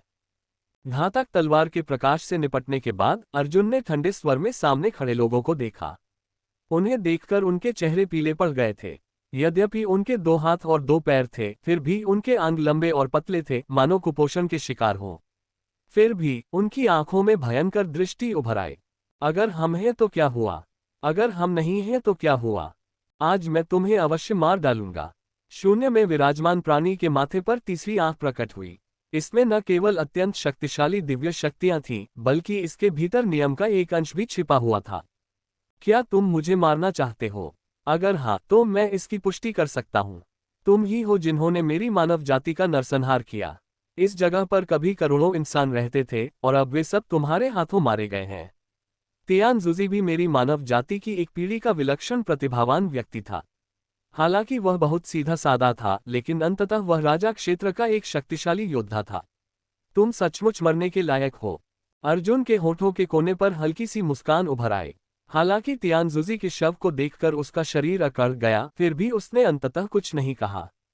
दानव भक्षण तलवार धारण किए, वध स्वर्ग कवच पहने और वध कानून का उल्लंघन करते हुए उसने एक ही मौके से अपने शरीर को बांधने वाले नियमों को तोड़ डाला और बंधनों से मुक्त हो गया। इस क्षण उसका अहंकार चरम पर था। उसने निर्मम दृष्टि से आगे देखते हुए कहा, नर्क में जाओ। उसकी आवाज धीमी होते ही वह जोरदार गति से आगे बढ़ा। उसके पैरों के नीचे हजारों फीट गहरा खून का सागर उमड़ पड़ा। अमर वध करने वाला लौकी लगातार तलवार की रोशनी उगल रहा था। उसने अपने कंधों पर 3000 लोगों का भार ढो रखा था और प्रहार करने के लिए अपनी तलवार को जोर से घुमाते हुए उसका चेहरा भावहीन था। क्लैंग! विरोधी के आक्रामक रवैये को भांपते हुए 3 आंखों वाली जाति के कई सदस्यों ने, जिन्होंने शुरू में इस मानव प्रतिभा को गंभीरता से नहीं लिया था, आखिरकार महसूस किया कि कुछ गड़बड़ है और तुरंत प्रतिरोध करने के लिए आगे बढ़े। हालांकि उन्हें इसकी बिल्कुल भी उम्मीद नहीं थी। हालांकि उनकी वास्तविक शक्ति अजेय थी और वे लगभग सहजता से अपने ही स्तर के शक्तिशाली योद्धाओं को कुचल देते थे, फिर भी स्वर्गिक दरबार के स्वामी से भिड़ते समय उन्हें अत्यधिक दबाव का सामना करना पड़ा। प्रतिद्वंद्वी शक्तिशाली और कठोर था। वास्तव में उसके हाथ में एक संत कलाकृति थी, जिसका उपयोग उसने उन पर भयंकर आक्रमण करने के लिए किया, जिससे वे वहीं दांत पीसने पर मजबूर हो गए।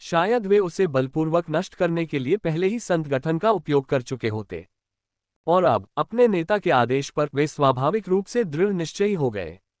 उनके माथे पर स्थित आंखें सुनहरी आभा से चमक रही थीं, जिससे वे सर्वोच्च दिव्य राजाओं की तरह प्रतीत हो रहे थे, मानो सर्वव्यापी दृष्टि से सब कुछ देख रहे हों। उन्होंने सीधे अर्जुन पर दृष्टि डाली। दोनों पक्ष बिना किसी संकोच के एक दूसरे के सामने खड़े हो गए। बूम! जैसे ही वह आकृति प्रकट हुई, सब कुछ निरंतर विलाप करने लगा और अनंत नियम उमड़ पड़े। कई राजा लोगों के चुने हुए लोगों ने एक साथ हमला किया और स्वर्ग के दरबारी स्वामी को वहीं मार डालने की तैयारी कर ली। लेकिन दूसरा पक्ष मूर्ख नहीं था। वह दहाड़ा, प्यारी लौकी, कृपया मुड़ जाओ। कृपान की रोशनी प्रज्वलित हुई और उसने राजा क्षेत्र के सर्वोच्च शक्तिशाली योद्धा को बलपूर्वक मार गिराया। फिर उस कवच के भीतर फंसा हुआ वह व्यक्ति अपने हाथ में मौजूद दानव भक्षण तलवार का बलपूर्वक प्रयोग करते हुए शून्य को चीरता हुआ सब कुछ नष्ट कर दिया, जिससे कवच डगमगा उठा। लेकिन चाहे कुछ भी हो जाए, इस कवच को अंततः एक संत द्वारा परिष्कृत किया गया था और इसे आसानी से नष्ट नहीं किया जा सकता था। अब समय आ गया है। 3 आंखों वाली जाति के नेता ने अचानक दहाड़ लगाई, लेकिन उन्हें इस बात की बिल्कुल भी उम्मीद नहीं थी कि उनके पीछे की जगह पहले से ही खाली होगी। तुम किसे बुला रहे हो? काले ड्रैगन चोगे में एक सर्वोच्च सम्राट आकाश में प्रकट हुए। उनकी आंखें ठंडी और सर्वोच्च थीं और उनकी भौहों के बीच राजसी आभा झलक रही थी। उन्होंने एक कदम आगे बढ़ाया और राजा लोक की आभा पूरी तरह से फैल गई। उन्होंने धीरे से अपना हाथ बढ़ाया और पल भर में एक सुनहरा हाथ करोड़ों फीट तक फैल गया और 3 नेत्रों वाले वंश के नेता को बलपूर्वक नीचे दबा दिया। फिर अनंत नियम उमड़ पड़े, जो स्पष्ट रूप से इस व्यक्ति को पूरी तरह से नष्ट करने का इरादा रखते थे। महान भारी तलवार कला। अपने नेता को दबाते हुए देखकर श्वेत सम्राट अवतार, जो अकेले ही कई सम्राटों और शक्तिशाली शक्तियों का सामना कर रहे थे, कठोर बने रहे। उनकी आंखें अत्यंत निर्मल थीं और उनका शरीर वध की भावना से ओतप्रोत था।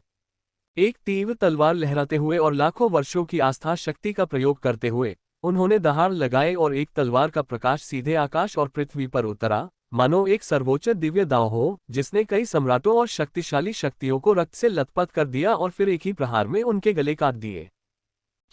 कई शक्तिशाली राजा मौके पर ही अचंभित रह गए। उनकी गर्दन पर घाव हो गया और लगातार खून बहता रहा। उनकी आत्माएं धीरे धीरे नष्ट होती गईं। लेकिन मृत्यु के क्षण में उनके माथे पर स्थित आंखें सुनहरी रोशनी से जगमगा उठी और उनके घावों को शक्तिपूर्वक ठीक कर दिया। ये बेकार है। यहाँ वरिष्ठ लोग हैं और हम 3 नेत्रों वाली जाति की पहली पीढ़ी है।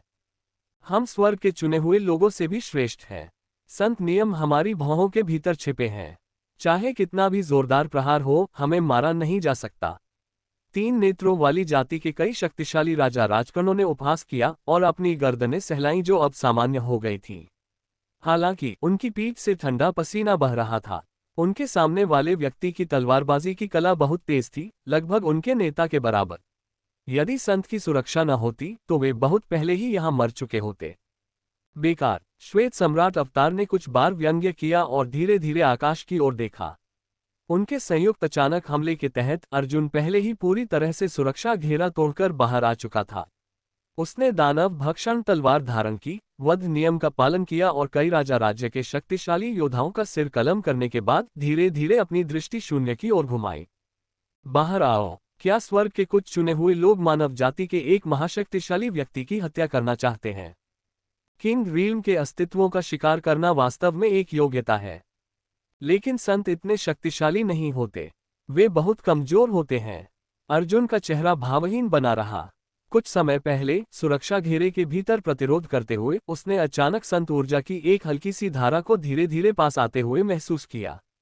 यदि अमर वध करने वाला लौकी न होता तो दूसरा पक्ष उसे एक ही वार में कुचल कर मार डालता। ओह, आपने इस बुरे आदमी की उपस्थिति का पहले ही पता लगा लिया।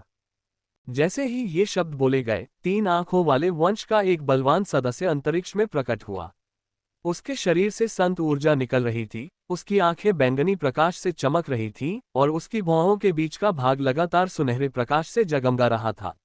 उसने सतर्कता से अपने आसपास का जायजा लिया और यह सुनिश्चित करने के बाद कि मानव जाति के शक्तिशाली सदस्यों ने अभी तक उसे नहीं देखा है, वह लगातार मुस्कुराता रहा। बस एक शिकार। पहली पीढ़ी होने के नाते इस बूढ़े व्यक्ति के आशीर्वाद से तुम लगभग अमर हो, लेकिन फिर भी तुम उन्हें नुकसान नहीं पहुंचा सकते। इससे इस बूढ़े आदमी को असहज महसूस होता है। उस व्यक्ति ने धीरे से आह भरी, फिर अर्जुन की ओर देखते हुए हल्के से सिर हिलाया। यह मनुष्य वाकई बहुत अच्छा है। भले ही वह राजा लोक में है, फिर भी वह मूल नियम को बलपूर्वक नियंत्रित कर सकता है। ऐसे प्राणी में सचमुच संत बनने की क्षमता है। अफसोस की बात है कि अंततः वह सिर्फ एक शिकार है। इस बूढ़े आदमी के हाथों मरना आपके लिए सम्मान की बात होनी चाहिए। जैसे ही उसकी आवाज धीमी हुई, उसने जरा भी संकोच नहीं किया। जीवन और मृत्यु का नियम उसके शरीर पर प्रकट हुआ और उसकी भौहों के बीच की आंख में एक दहाड़ता हुआ भयंकर जानवर उभर आया। अनंत अराजकता की ऊर्जा आकाश और पृथ्वी पर फैल गई। क्या आप त्रिनेत्र जाति के जीवन और मृत्यु के संत हैं? अर्जुन ने हैरानी से अपनी भौहें ऊपर उठाईं। हाल ही में उसने 3 आंखों वाली जाति के बारे में बहुत सारी जानकारी इकट्ठा की थी और स्वाभाविक रूप से जानता था कि यह शक्ति एक विशाल सत्ता है जिसने मानव जाति के चरम काल में भी बिना परास्त हुए युद्ध किया था। ऐसी जाति अत्यंत क्रूर थी जिसमें अनगिनत शक्तिशाली लोग थे, विशेषकर कई प्रसिद्ध संत। उनमें से एक ऐसा प्राणी था जो जीवन और मृत्यु के नियम को नियंत्रित करता था, जिसे जीवन और मृत्यु संत कहा जाता था, जिसने एक ही दिन में 17 संतों को मार डाला। यदि उसके पिता ने हस्तक्षेप करके उसे रोका न होता तो शायद मानव जाति के मोर्चे पर अनगिनत संत मारे जाते। लेकिन फिर भी उसके पिता उसे रोक नहीं सके, जिसके कारण वह लगातार भागता रहा और मानव जाति के विभिन्न क्षेत्रों में शक्तिशाली लोगों को नुकसान पहुंचाता रहा। वह एक धूर्त व्यक्ति था, हालांकि उनकी बदनामी थी। अर्जुन भयभीत नहीं था। अरे, आप इस बूढ़े आदमी को जानते हैं? हाँ, दिलचस्प। ये बूढ़ा आदमी भी आपको जानता है। स्वर्ग एक दरबार के स्वामी, मानव जाति की स्वर्ग द्वारा चुनी गई नई पीढ़ी। आप हमारी शिकार सूची में 17वें स्थान पर हैं। जीवन और मृत्यु के संत ने हल्का सा सिर हिलाया, फिर दिल खोलकर हंसे। पल भर में जीवन और मृत्यु के अनंत नियम पूरी तरह प्रकट हो गए। ऐसा लगा मानो उस क्षण समय की गति तेज हो गई हो और सब कुछ पूरी तरह से नष्ट हो गया। ये दृश्य देखकर अर्जुन ने अपनी दृष्टि दिव्य दाव अवतार और श्वेत सम्राट अवतार की ओर घुमाए और ठंडे स्वर में कहा, अभी उसे रोके रखो, मैं उसे मार डालूंगा। यद्यपि जीवन और मृत्यु का नियम समृद्धि और पतन के नियम से श्रेष्ठ है, फिर भी वह मूल नियम को एकत्रित नहीं करता। इसलिए उसकी साधना में एक कमी है। यद्यपि वह राजा स्तर के शक्तिशाली योद्धाओं को आसानी से मार सकता है। यदि तुम डटकर मुकाबला करोगे तो तुम अभी भी कुछ पल के लिए टिक सकते हो। तुम्हारे पास आस्था की शक्ति है, उसे दिखाओ कि सच्ची अमरता क्या होती है। जैसे ही ये शब्द बोले गए, पूर्वी श्वेत सम्राट और दिव्य दाव सम्राट ने तुरंत अपने विरोधियों को दबा दिया। फिर 3 आंखों वाली जाति के स्वर्ग के चुने हुए कई शक्तिशाली योद्धाओं को उठाया और जीवन और मृत्यु संत के नियमों को बलपूर्वक अवरुद्ध कर दिया। बस